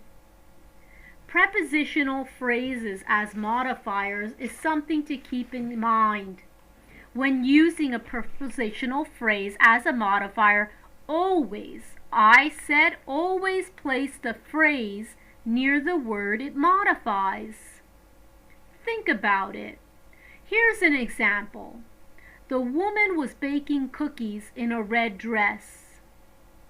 That's not as clear as the woman in a red dress was baking cookies. Ah, that's much better. Try this one. The bag was left on the bed with the pink zipper. Huh? Try this one. The bag with the pink zipper was left on the bed. That's much better. You have in front of you a board that reminds you about what I'm referencing in terms of misplacement. What is a misplaced modifier? A misplaced modifier is a modifier, as in a word, a phrase, or a clause, that's placed too far from its modified word, resulting in ambiguity, an ambiguous sentence, such as, in the aquarium, Luke fed the fish. This sentence wrongly suggests that Luke was in the aquarium. Place the modifier as near as possible to the words modified. Look at the way that the second sentence reads. Luke fed the fish in the aquarium. The clause modifies the noun fish. So in this example, you definitely want to shoot for the second version. Keep practicing both verbally and in writing. And more so, happy learning! Welcome back. I am so proud of you of making a commitment to mastering the English language. Today, we're going to talk about the comma. A comma is a punctuation mark that signifies a short break or pause in a sentence. Unlike a period, a comma does not end a sentence. It merely allows the reader to breathe. Commas are used to separate a series of more than two words, phrases, or clauses in an idea. For example, we need to study for math, English, and science exams tomorrow. You would place a comma after math, after English. It would be wrong to say, we need to study for math, comma, and science exams tomorrow. There's no need for a comma in this sentence. Remember, the final comma before the last word in the series, math, English, and science, is optional, but it makes the sentence clearer. You want to remember to use a comma to separate two or more adjectives describing a noun. For example, her beautiful, caring mother bakes delicious cookies. Can you spot where to place the comma? If you said, after beautiful, and you are correct. Her beautiful, caring mother bakes delicious cookies requires a comma after beautiful. Let's see if you can spot the comma in this sentence. She has a soft, kind, comforting voice. Can you spot where to place the comma? If you said after soft and after kind, you are correct. Remember, do not use commas for adjectives that are closely connected to the noun described. For example, he gets angry over forgettable, comma, minor details. There's no comma between minor and details because they are closely connected and can act as one term. See if you can see it here. She kissed the baby's soft, comma, chubby little hands. There's no comma between chubby and little hands because they are essentially related and can serve as one term. Remember to use a comma before a conjunction that connects independent clauses. These conjunctions are and, but, or, nor, for, and yet. An independent clause is a group of words that expresses a complete thought. This is something we covered in other modules. A fourth point. Use commas to separate non-essential clauses and phrases from the rest of the sentence. A non-essential phrase or clause is a group of words that can be omitted without losing the meaning. Number 5. Use a comma after a phrase or clause that begins a sentence. For example, after graduation, comma, we went our separate ways. Here's one more example. Tell me if you can find where to place the comma. During December, she comes home to be with us. Can you spot where to place the comma? If you said after December, you are correct. Some phrases and clauses at the end of a sentence, they don't need a comma. Which brings us to our 6th point. Use commas to separate interrupters appositives, parenthetical expressions, and direct addresses from the rest of the sentence. So what is an interrupter? That's a great question. Interrupters are words that interrupt the sentence, such as well, yes, no, why, and of course. An appositive, on the other hand, is a word that renames the noun it follows. It usually gives more detail about the noun itself. An appositive phrase is composed of an appositive and other words connected to it. For example, he grew up in Japan, comma, the land of the rising sun. The last phrase, the land of the rising sun, is an appositive phrase because it identifies Japan. Let's try one more. Jose Rizal, comma, the Philippine national hero, comma, died in 1896. The Philippine national hero is the appositive phrase. Do not use a comma or commas to separate an appositive that is essential to the noun it identifies. And remember, parenthetical expressions are also called a kind of interrupter in the form of a phrase. Parenthetical expressions are not necessarily essential to the meaning of a sentence.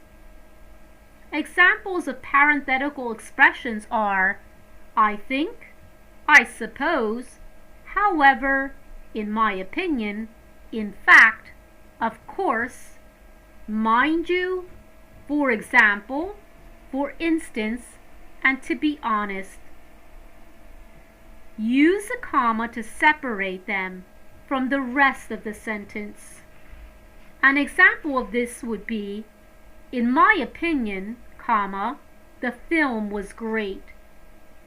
Mind you, comma, everything is temporary, which brings us to our seventh and last reminder related to commas.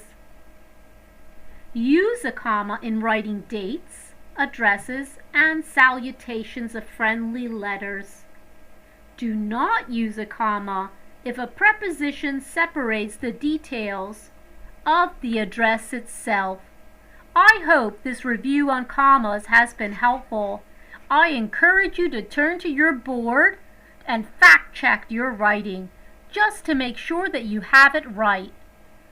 More so, happy learning! Welcome back.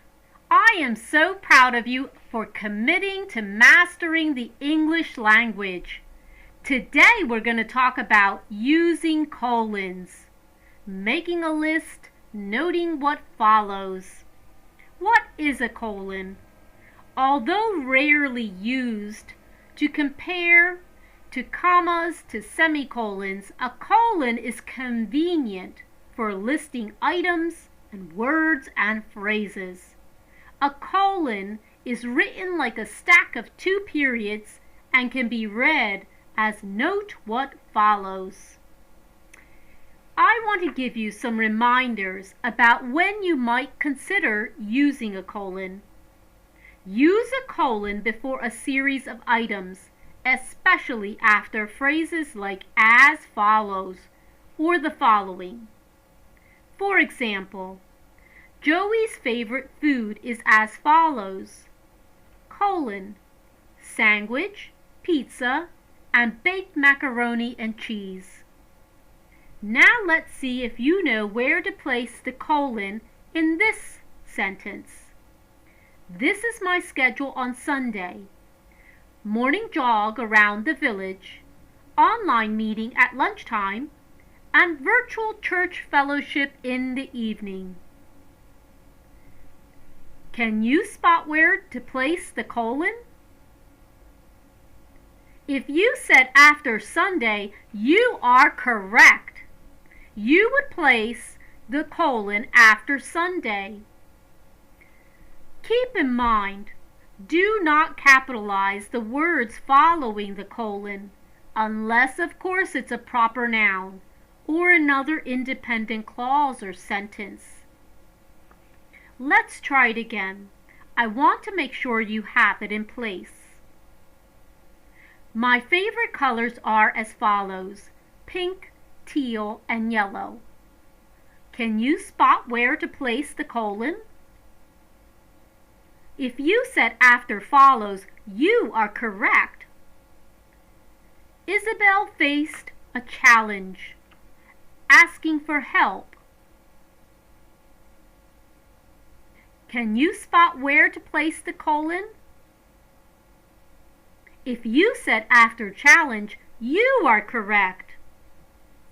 Moving right along, I'm going to remind you to use a colon after an independent clause for emphasis. In instances, you might use it for clarification. Seen in this example, his mother loves decorating the house. Colon, she studied interior design in college. Use a colon to introduce a quotation after an independent clause, such as this example.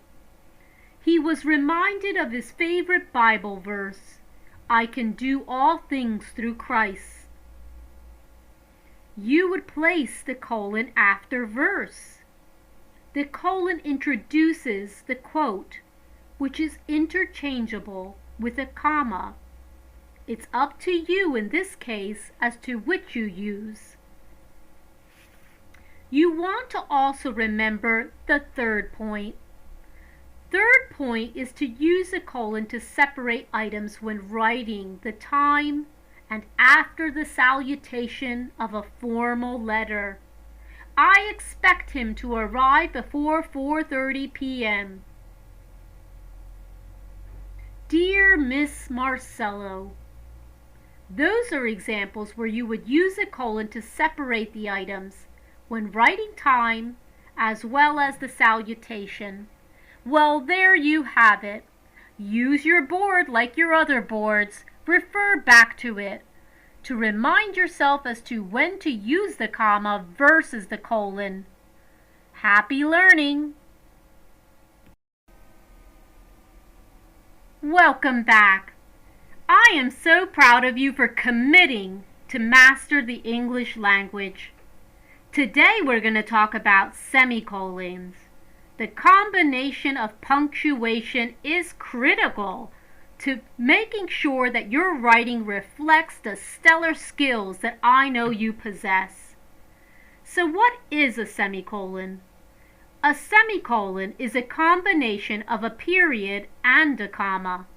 It signals a pause or a short break with more impact than that of a comma, but it does not end a sentence like a period. Semicolons signify an essential correlation between phrases and clauses where a comma or a period alone will not suffice. I want you to remember these key points when you're deciding on whether to use a comma versus a semicolon. Number 1, use a semicolon between independent clauses that are not joined by conjunctions. Conjunctions such as and, but, or, nor, for, and yet. Here's an example. She was crying all night. Semicolon. I didn't ask why. Using a period is optional, but it will not show the strong correlation between the clauses. Here's another example. Her father died 2 decades ago. Semicolon. She still misses him every day.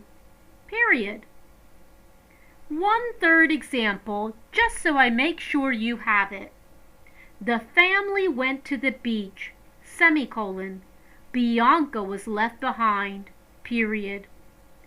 Do not capitalize the word immediately following the semicolon That's a must to remember, otherwise it'll be grammatically incorrect. Unless it is a proper noun like Bianca. Remember, use a comma instead of a semicolon if the independent clauses are very short and are not connected by conjunctions. Point number 2. Point number 2 will remind you about the independent clauses, but let me explain a little bit further on how it delineates number 1. Use a semicolon between independent clauses joined by words such as, for example, for instance, that is, besides, accordingly, moreover, nevertheless, furthermore, otherwise, therefore, however, consequently, instead, and hence. You need to know the proper use of punctuations, otherwise you'll fail the exam. Can you spot where we would have placed the semicolon in that sentence? If you stated that the semicolon came after punctuations, you are correct. You need to know the proper use of punctuations, semicolon. Otherwise, comma, you'll fail the exam, period. Try it again. See if you can spot where to place the semicolon. She stayed up all night watching Netflix. Consequently, she fell asleep during her class. Did you spot where to place the semicolon?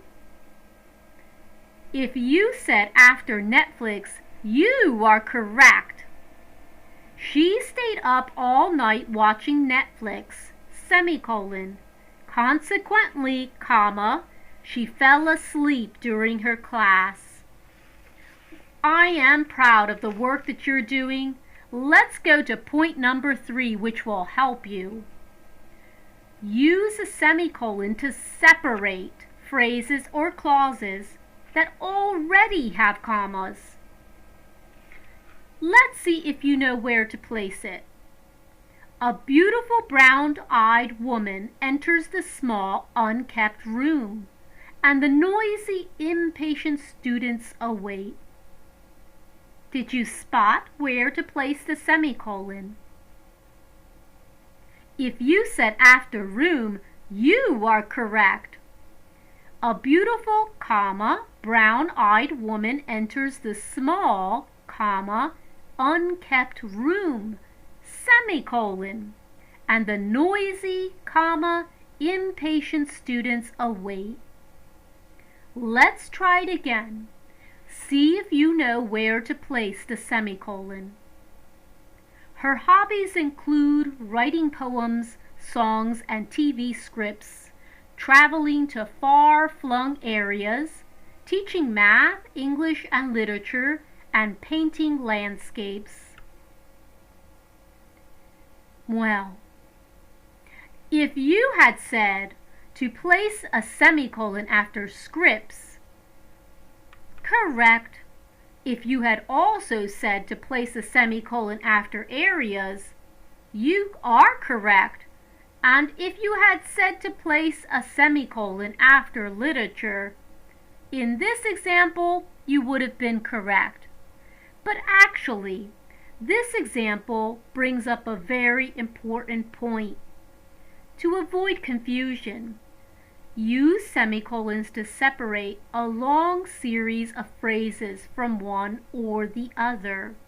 So although it seemed as if there were way too many semicolons, in this example, it actually worked.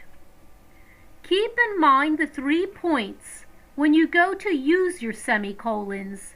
Use your board, use it in writing, and practice, practice, practice, both at the sentence level as well as paragraphs and narratives themselves. Happy learning! Welcome back. I am so proud of you for making the commitment to master the English language. Today, we are talking about hyphens. Usually shorter than a dash, a hyphen is a punctuation mark that joins two or more words together. It should not be mistaken with a dash that separates words or phrases or sentences. Hyphens are helpful tools to use when you're writing. Hyphens help clear the meaning of a sentence, such as, "She's God-loving." Sounds like an incomplete sentence. Saying she is God who loves. Make it understandable. By inserting a hyphen between God and loving, you then eliminate the ambiguity. The resulting sentence is, "She's God-loving."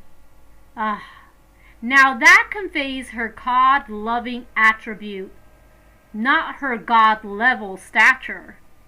In short, putting hyphens in the right place saves the reader some confusion, and it helps you be error-free. So I thought we would take a moment to review some key points. On your board you have 5 key reminders of when to use a hyphen. Let's go for number 1. Use a hyphen to connect compound modifiers that appear before the noun modified. Compound modifiers consist of 2 words acting as one adjective. These words can be an adjective, a noun, and participle. Let's see some examples. The once beautiful looking garden is now empty. Can you tell where I placed the hyphen? If you said beautiful looking, you are correct. Remember, the compound modifier is an adjective and a participle. Let's go for another example. See if you can spot where to place the hyphen. Her newfound friend helps her cope with anxiety. Can you spot where to place the hyphen? If you said newfound, you are correct. Let's go for a third. He sleeps on a cotton soft bed. Can you spot where to place the hyphen? If you said cotton soft, you are correct. Notice that removing the hyphens in the above examples that I just gave you make the sentence unclear. We don't want confusing sentences such as, "He sleeps on a cotton soft bed," without a hyphen. This would sound as if he sleeps on a type of mattress called cotton soft, or a bed made of soft cotton. The correct way is to put the hyphen between cotton soft in order to convey your meaning, the intended meaning. Also remember, don't use a hyphen if the modifier consists of an adverb and a participle. It would be wrong to say, "Her newly found restaurant serves eccentric food," without the hyphen.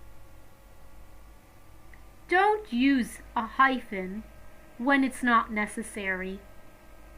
You want to make sure that you use your hyphens adequately. We're going to turn to number 2. Use hyphens with hyphenated compound words. Some of the hyphenated compound words are common in everyday English, which is to say you're going to come across them a lot. But it's best to consult your dictionary when in doubt. Make sure that the hyphens are supposed to go where you think they're supposed to go, such as long term. Long term has a hyphen. Short term. Short term has a hyphen. Full length. Full length has a hyphen.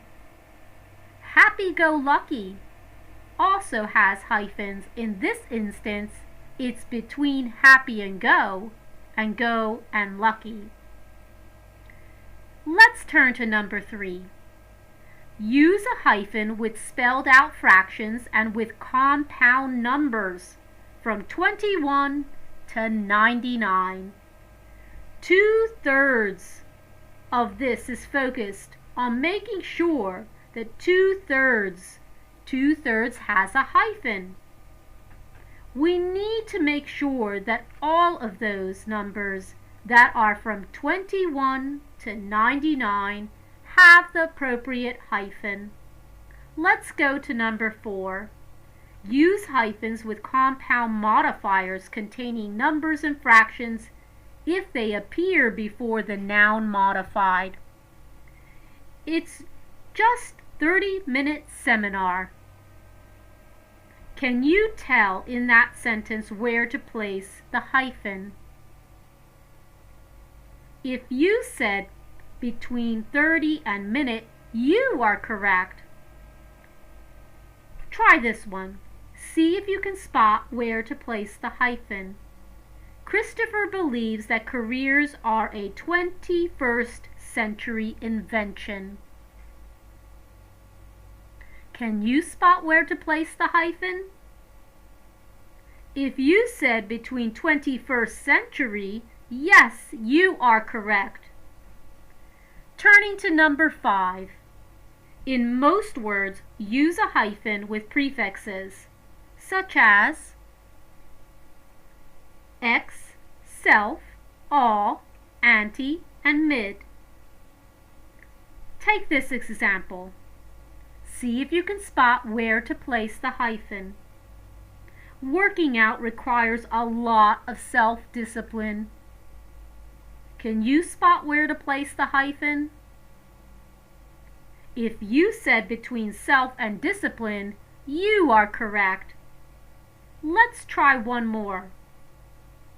We met in the mid-1960s.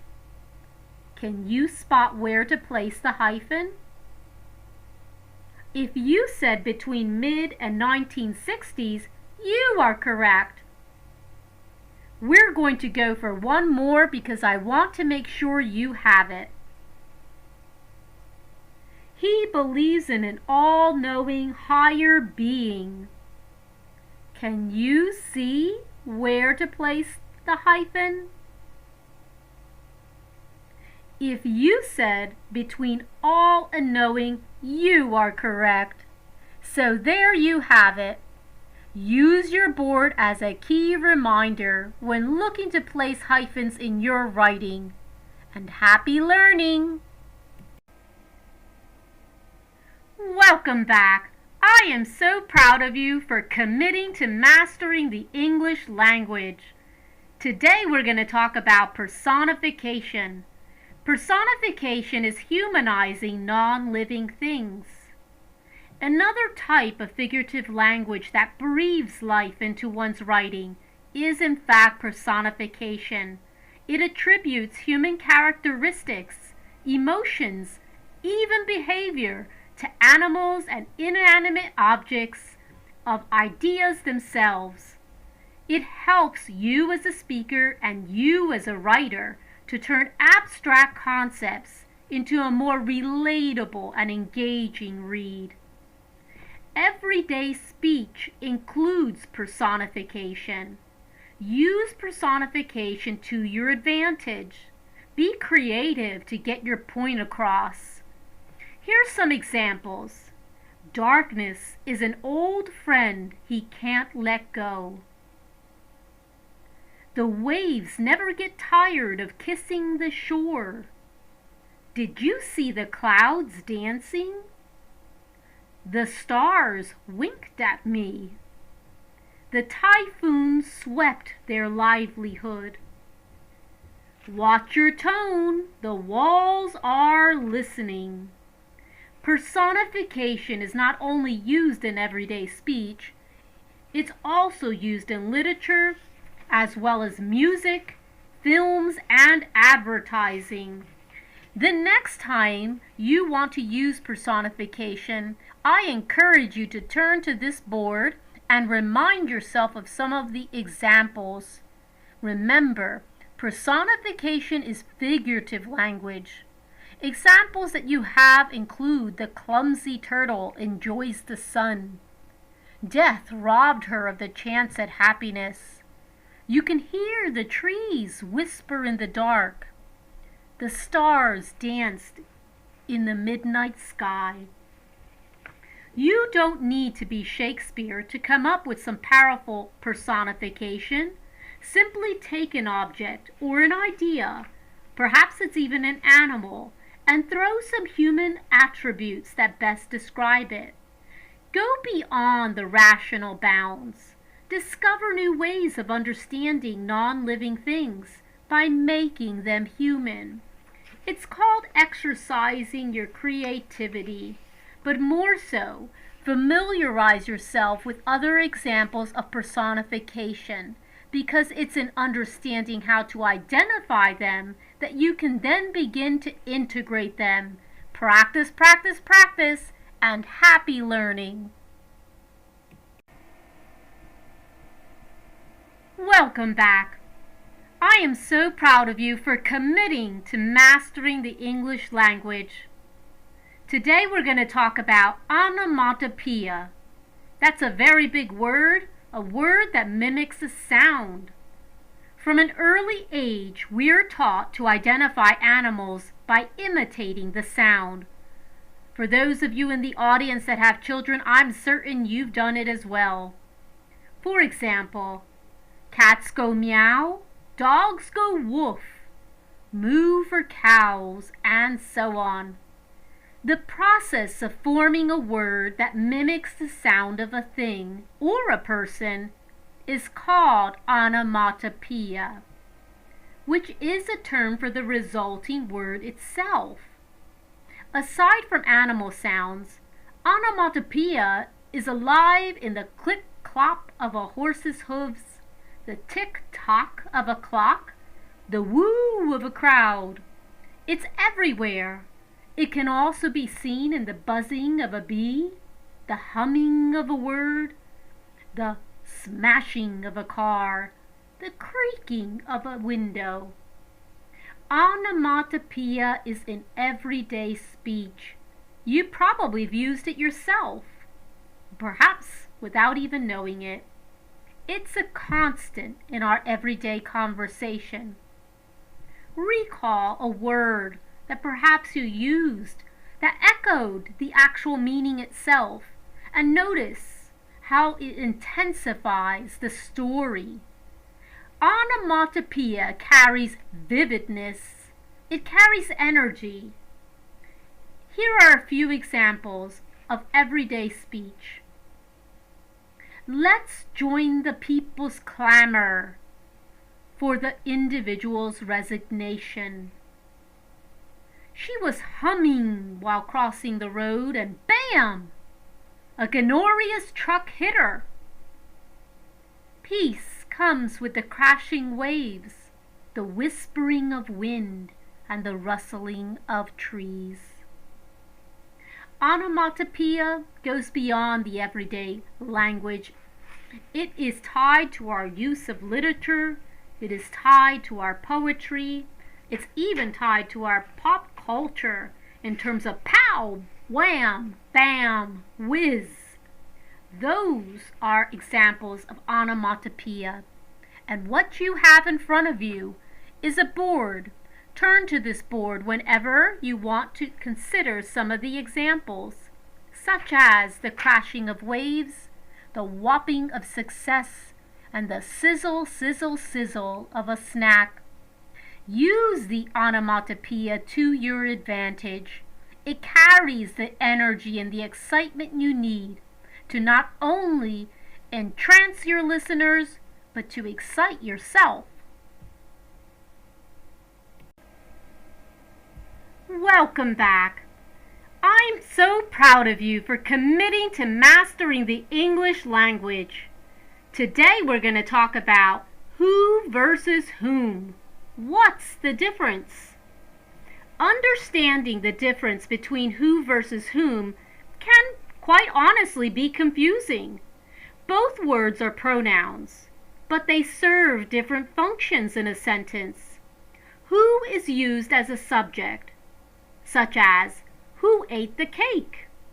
On the flip side, whom serves as an object of a verb or a preposition. To whom did you give the letter? Here are some examples of the way that we use who versus whom. Who opened the windows? In this sentence, who is the subject or the doer of the action? She's the teacher who flunked the whole class. In this sentence, who identifies the subject she? Whom did you see? Whom is the object of the verb see? For whom are all these gifts? Whom is the object of the preposition and the proposition for? Keep in mind that choosing between who and whom is a real head-scratcher, honestly. However, if you try to identify them ahead of time, it'll be much easier to implement them in your everyday speech. On the board, you have an example of how to use who, which is a subject pronoun, and whom, which is a subject pronoun. Remember that who and whom are relative pronouns that relate or add detail to a word in a sentence. They do that by introducing subordinate clauses. The other relative pronouns are that, whose, which, where, and when. For example, here are some sentences with who, whom, subordinate clauses. Jane was the only student who passed the exam. Who relates to the subject Jane. Don't marry a guy whom you just met. Whom relates to the guy, the object of the verb marry. When you can't decide which to use in a subordinate clause, apply some thought. Think about it. In the sentence, Jane was the only student who passed the exam. Who is the correct because of the fact that the rewording of the subordinate clause and replacing it with she makes perfect sense. She who passed the exam. The second example is a bit trickier, but looking closely at the subordinate clause leads us to the right track. Whom you just met can be altered into you just met him. Whom? It would be weird to say you just met he, so go with whom.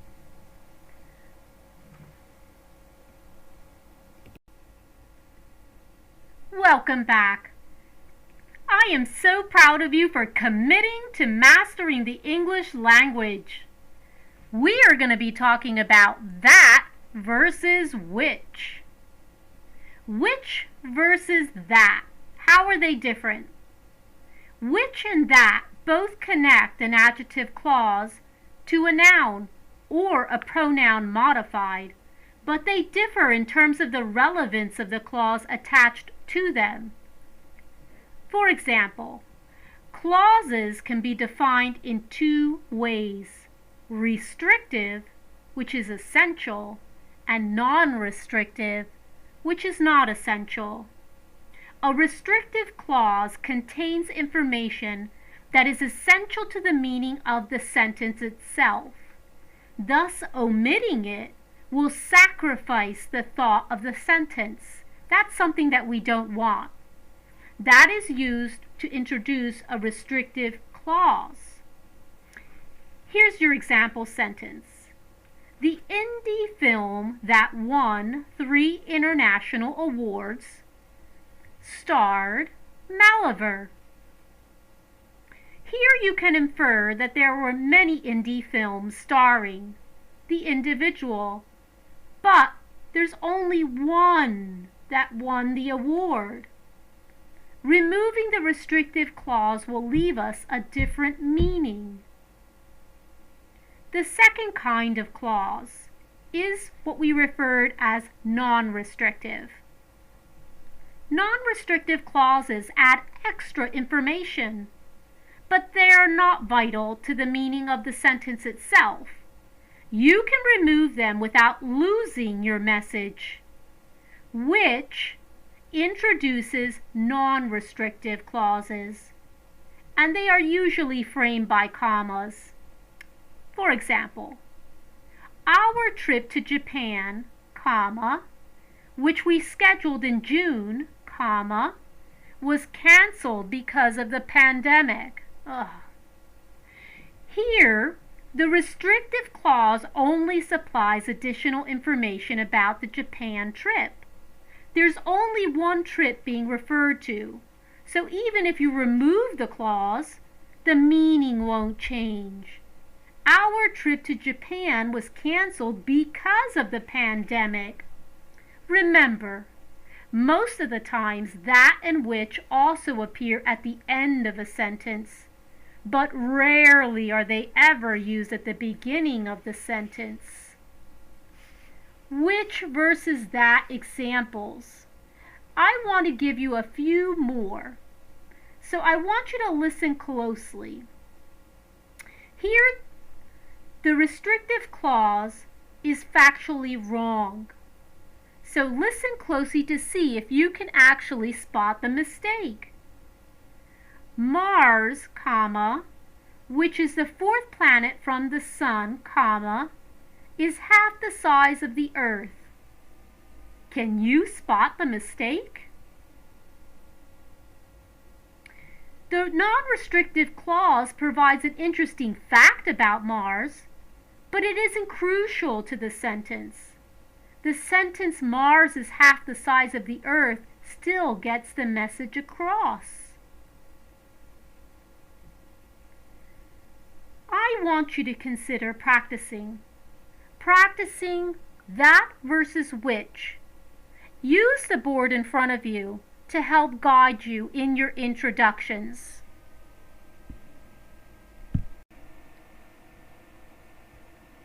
Welcome back. I am so proud of you for mastering the English language and continuing to practice on that journey. Today you have entered the practice module exercises. This one is going to be focusing on adjectives. I am going to read a sentence. Your job is to identify the adjectives in that sentence. You won't need to write the whole sentence. Simply write the adjectives you hear. Let's get started. Number 1. The young boy helped his father to wash the dirty car.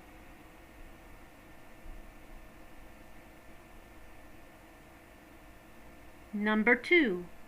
The pretty girl twirled in her new dress. Number 3. The clean windows shone brightly in the sunlight. Number 4. Mary put on her blue dress.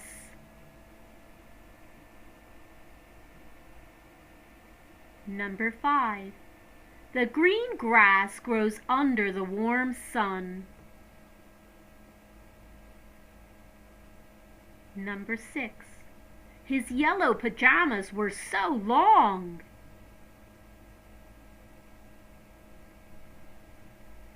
Number 7.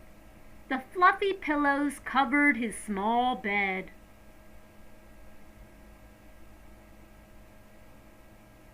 Number 8. She tied her long black hair in a ponytail. Number 9. The nervous cat jumped when the loud children entered the room. Number 10. Mark rode his green bicycle to the park. Number 11. The children danced to groovy music.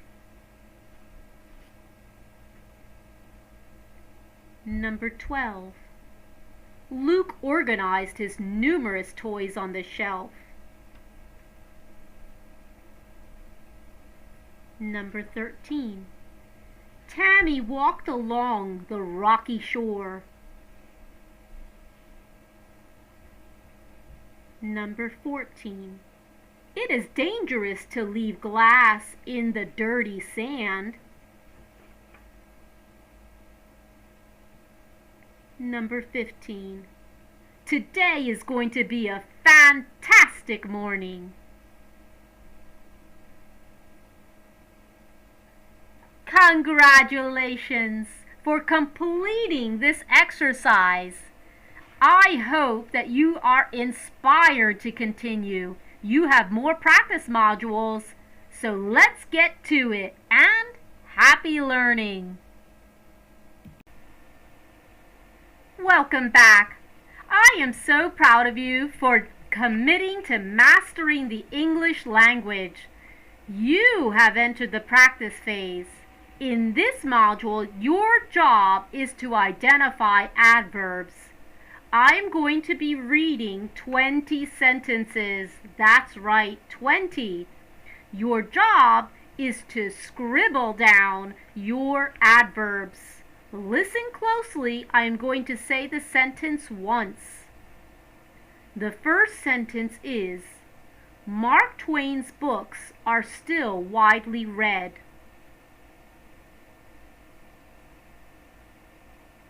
Number 2. By 6 o'clock, the ground was completely covered with snow. Number 3. Always work extremely hard. Number 4. Mr. Jones left his laundry outside in the rain.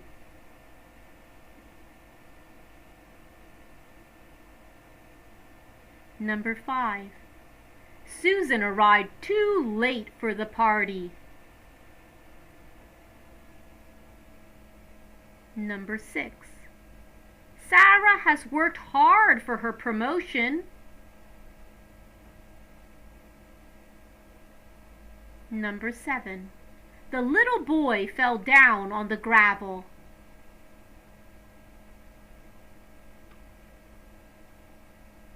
Number 8.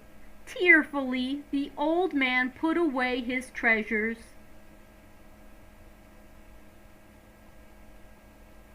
Number 9. He stepped inside cautiously. Number 10. Timidly, the child raised her hand in class.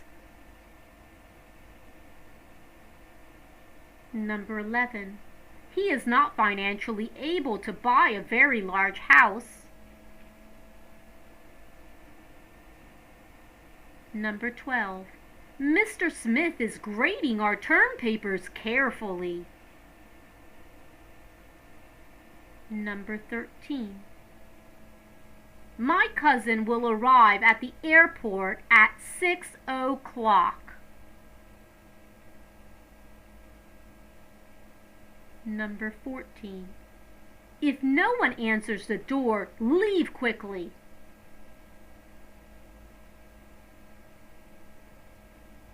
Number 15. Mrs. Brown gazed sadly out the window. Number 16. Sit down quickly before the class begins.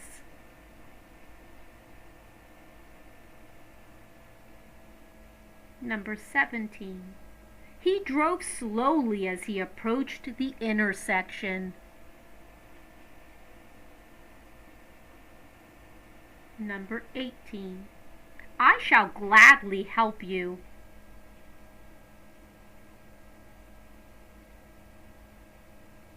Number 19. Joan always remembers.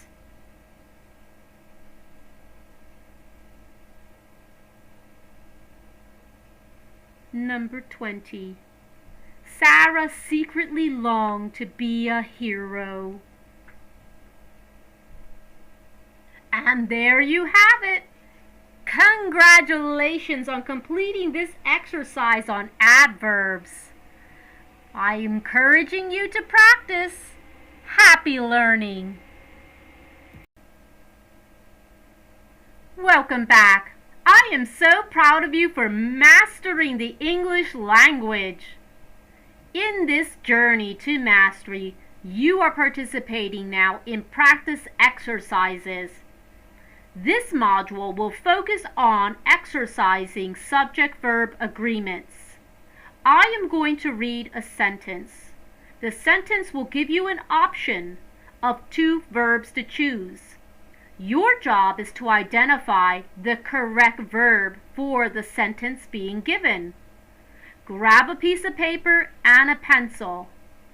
Make sure to write your answer. I will be moving on to the next one.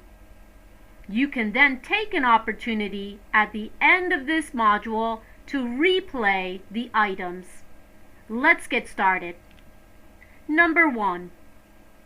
The rhythm of the pounding waves is or are calming.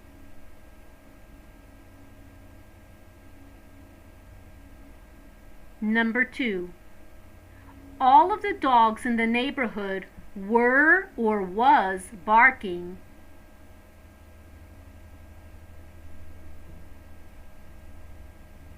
Number 3. A high task, not to mention unemployment, influence or influences votes.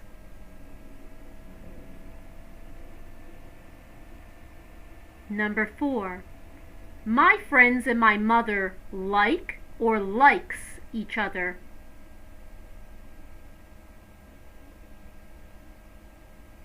Number 5. The team and the band was or were on the field.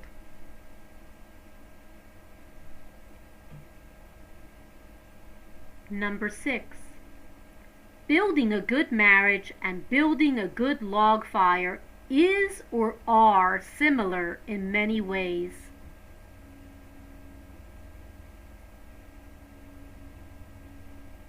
Number 7. John or Doris write or writes to us regularly.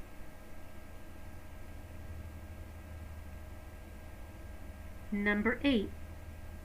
Neither Carol nor Ted is or are excluded from the meeting. Number 9. Either Patty or Tam was or were asked to lead the meeting.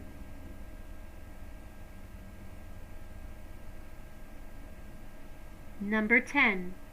Neither the basket nor the apples was or were expensive.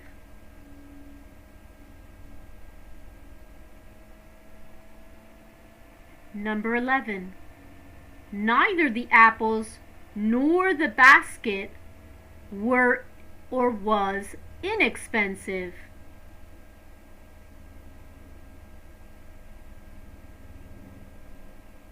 Number 12. Either Maria or you was or were late for class.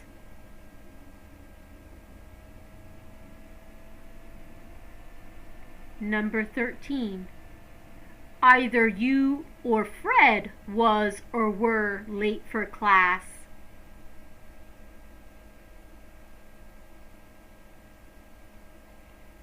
Number 14. Hardest hit by the high temperatures and the drought was or were the farmers.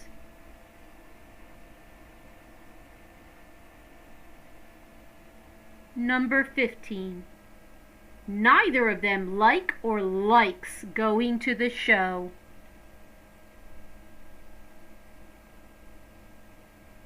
Congratulations on completing the subject-verb practice assignment.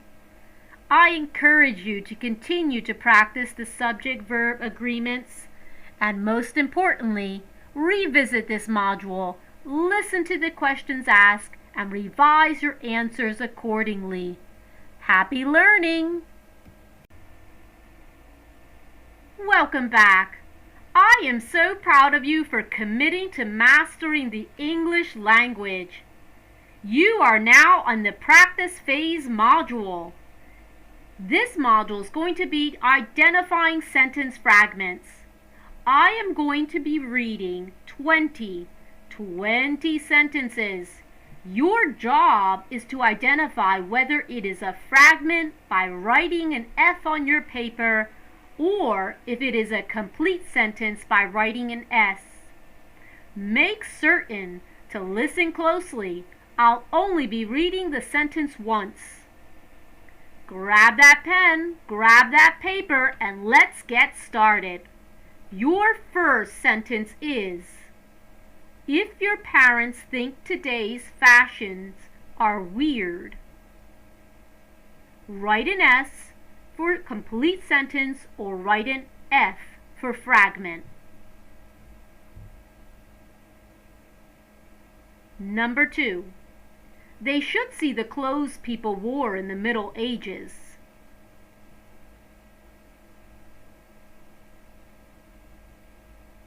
Number 3. Patterns of floral or geometric shapes are popular.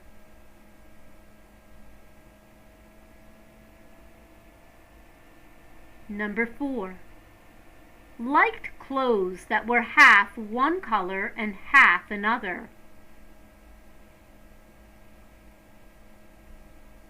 Number 5. Might have one green leg and one red leg. Number 6. People often heavy leather belts.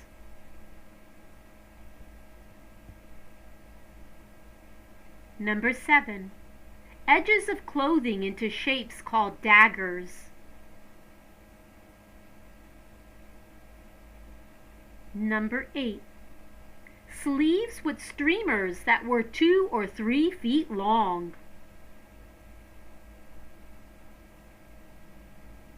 Number 9. Shoes had long toes that were padded to retain their shape. Number 10. Tights of velvet or silk. Number 11. When clothes were edged and lined in fur. Number 12.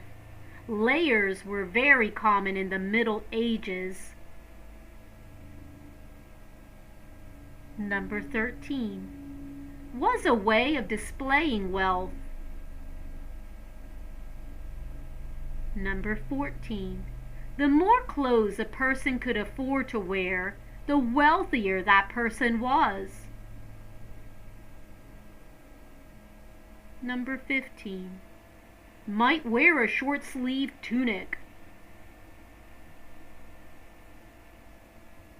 Number 16. The usual head covering for men was a hood. Number 17. Women wore a neck-lock cloak. Number 18. On the top of the head would wear a veil, a linen, a crown, and a hat. Number 19. In the later Middle Ages, women wore jewelry. Number 20. Current fashions are a little boring.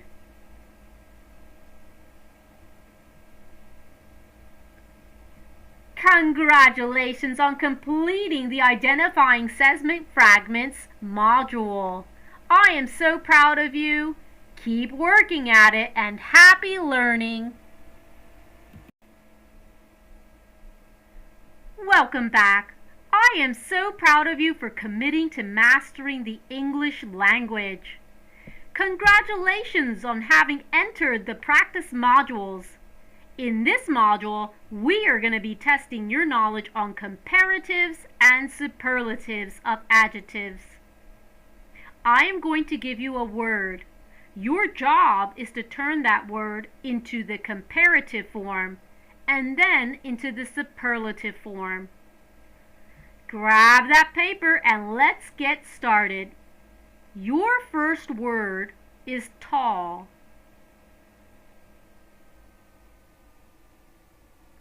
Two, cheap. 3, expensive. 4, good.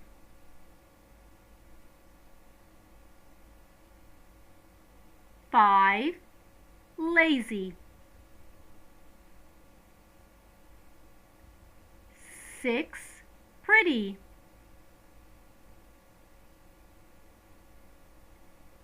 7, beautiful. 8, difficult. 9, boring.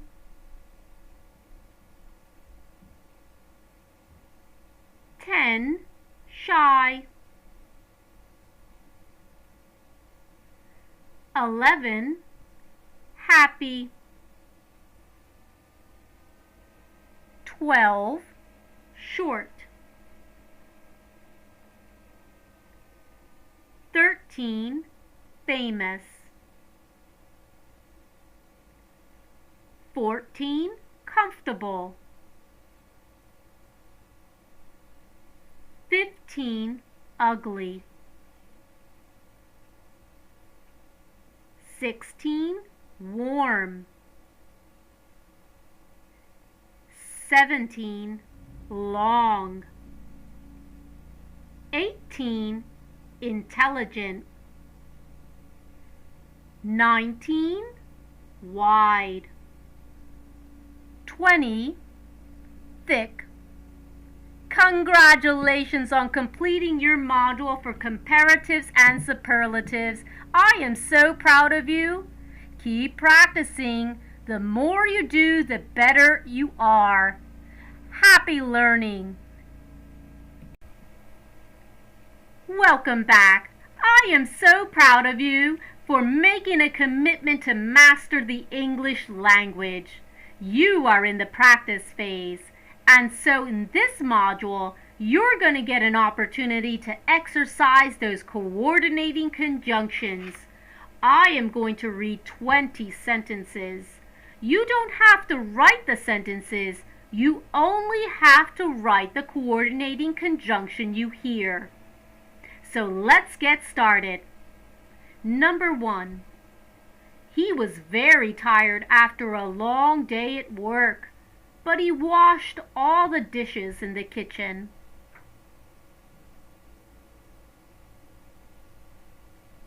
Number 2. Miriam bought apples, oranges, carrots, and potatoes from the market in the center.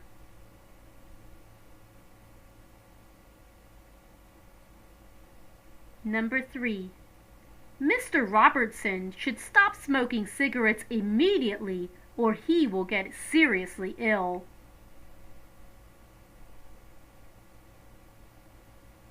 Number 4. I forgot to take my umbrella with me, so I got soaked.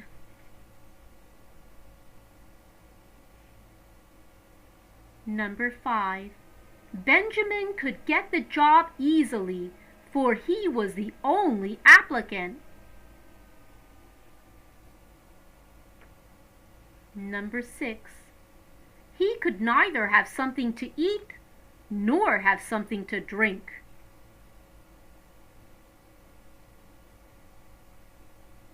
Number 7.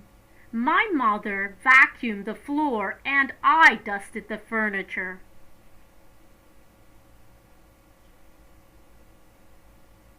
Number 8. Our math teacher gave us a scolding for being late.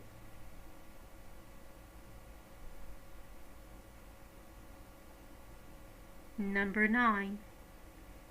I didn't have enough money to buy the laptop, so I borrowed some money from my friend.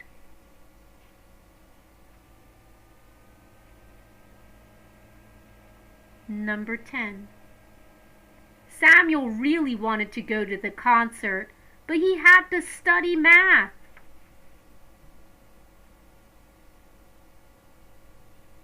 Number 11. Either you finish the project on time, or the teacher will give you a bad mark.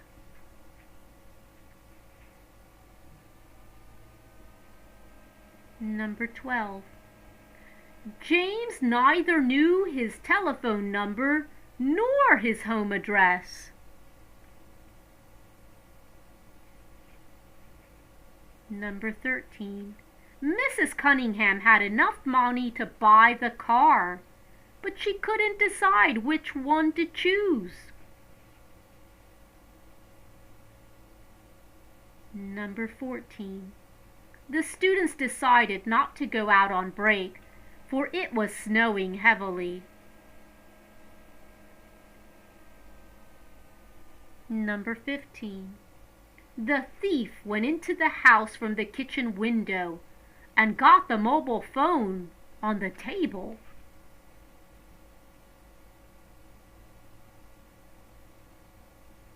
Number 16. Most shampoos include chemicals in them, so I prefer to buy the natural olive soap.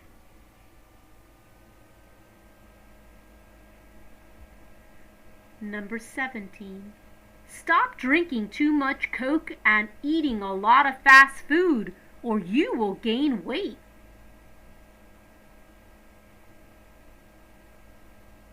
Number 18. They were some injured players, but we could still win the match.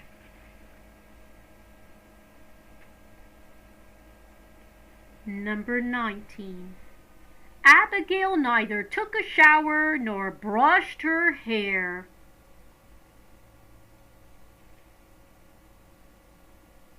Number 20. Benjamin fell asleep in a few minutes, for the book he started reading was quite boring. Congratulations on completing the module of coordinating conjunctions. I hope that you found it beneficial. As I always say, happy learning! Welcome back. I am so proud of you for committing to mastering the English language. You are in the practice modules, and today's practice module has to do with personification. Personification was a lesson that we covered previously. I know you can do it. In this practice exercise, I'm going to read a few sentences. Your job is to figure out, amongst those sentences, where is the personification occurring. Grab your pencil, grab your paper, and let's get started. There are a total of 9 items altogether. This is the first. The icy cold wind caressed her delicate face. She was scared as she made her way to the top of the mountain. The mountain called to her and urged her to continue. Where is the personification?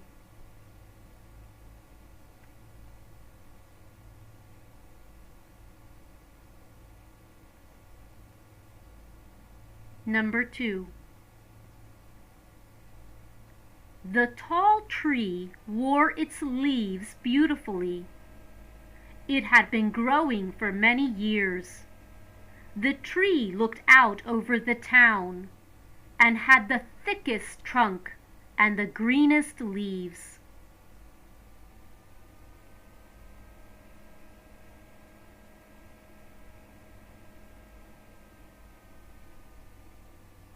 Number 3. Night was coming, and the dark clouds ran across the sky. It was clear that the rain was coming. The sky roared in anger as the rain petted the pavement.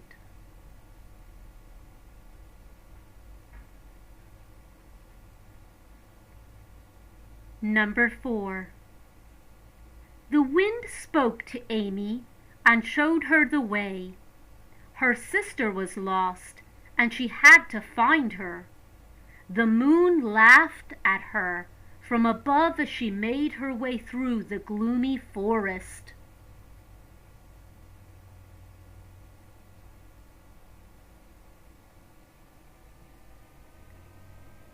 Number 5. Her new car wasn't so new. It coughed up smoke every time she started it. "This is hopeless," she muttered to herself. All of a sudden, the car gave a loud scream and then turned off. "I give up," she said.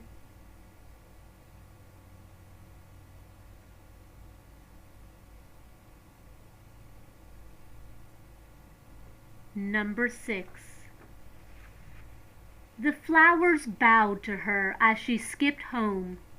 The sky was blue and the birds were singing. The trees stood tall and smiled down upon her.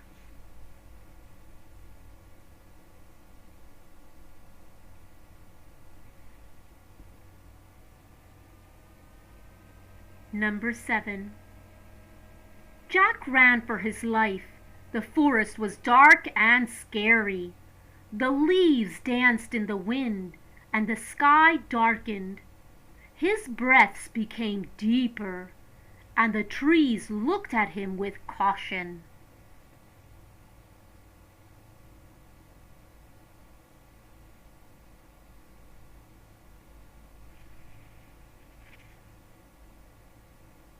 Number 8. Sally loved reading. She went to the library every day and watched the books run off the shelves. Sally loved the magic of the books, and the pages leapt.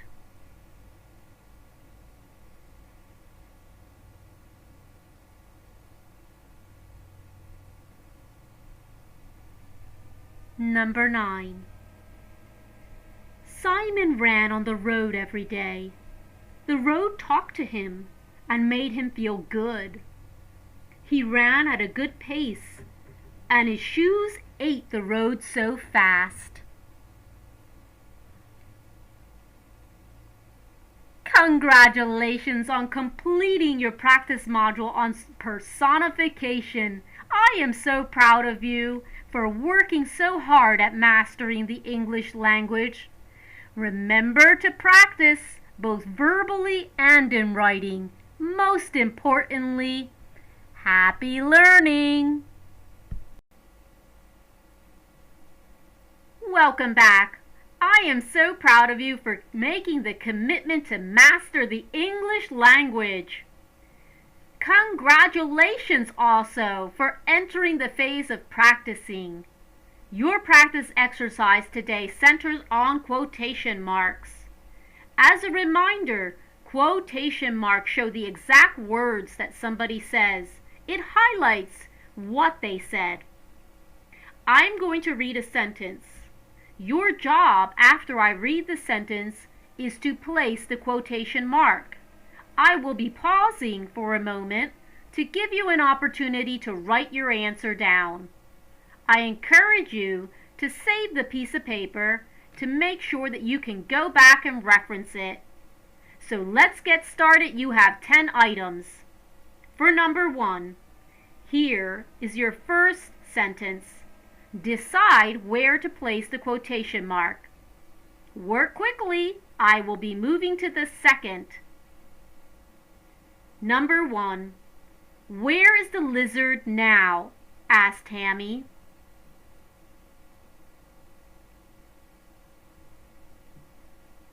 Number 2.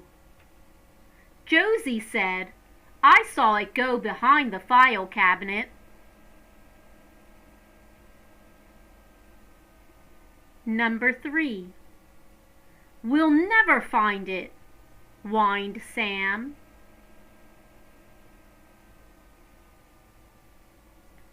Number 4. Mr. Bailey said, "Let's calm down and look carefully."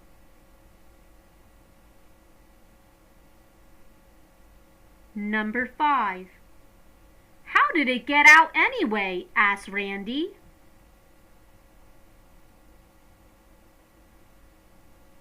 Number 6. "I don't want it climbing on me," exclaimed Chris. Number 7.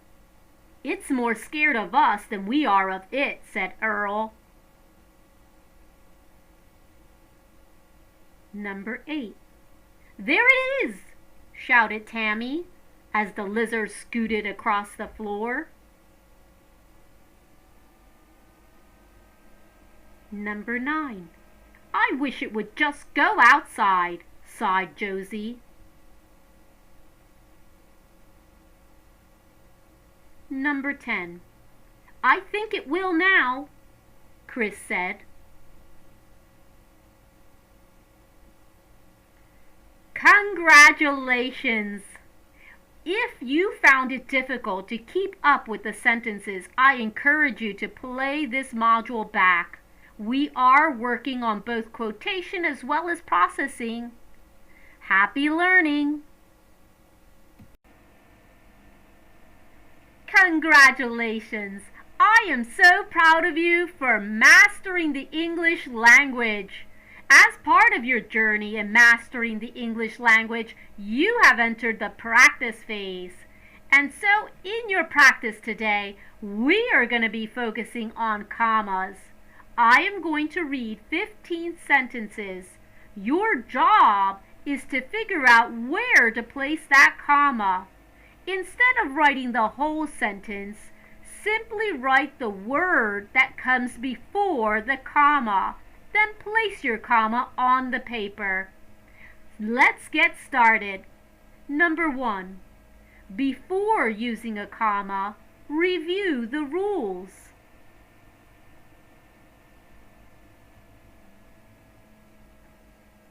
Number 2. If you don't feel well, you should probably go home.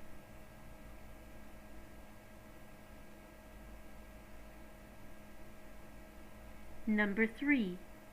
When your mom comes over, get her to bring your homework.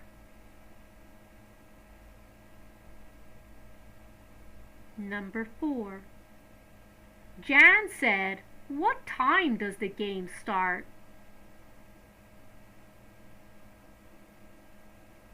Number 5. Kate, Kim, Jared, Ian, and Sally made the soccer team. Number 6.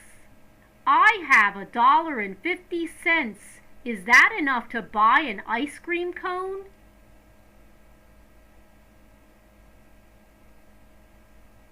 Number 7.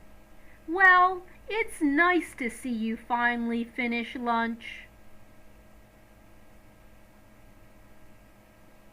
Number 8. Hey, do you think it will be a nice day?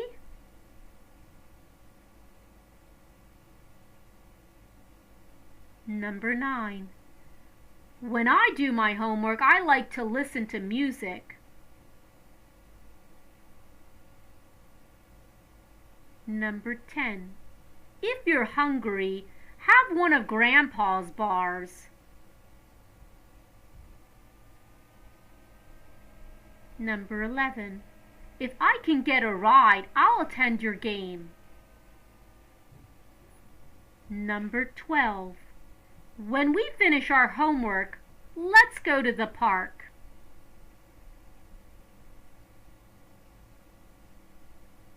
Number 13. My friend Kelly has a brand new bike.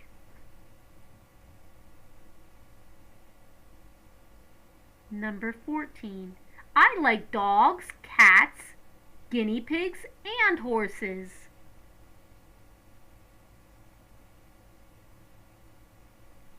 Number 15. When we finish dinner, can we all call our friends? And there you have it. Congratulations on completing the comma practice exercise. As it is with any other exercise, doing it once is just simply not enough. I encourage you to seek out other items. Find those exercises not only on commas, but the other modules that you've been practicing. Write your answers, verbalize your answers. Most importantly, keep dedicating the time to continue to solidify your mastery. You are doing great. I am proud of you. Happy learning! Congratulations! This is a time to celebrate. You have completed all of the modules and practice exercises attached to this course, Mastering the English Language. I really am so proud of you for all the time that you dedicated to improving your communication. I invite you to return to sample some of my other courses, and I look forward to hearing the progress you've made. Thank you.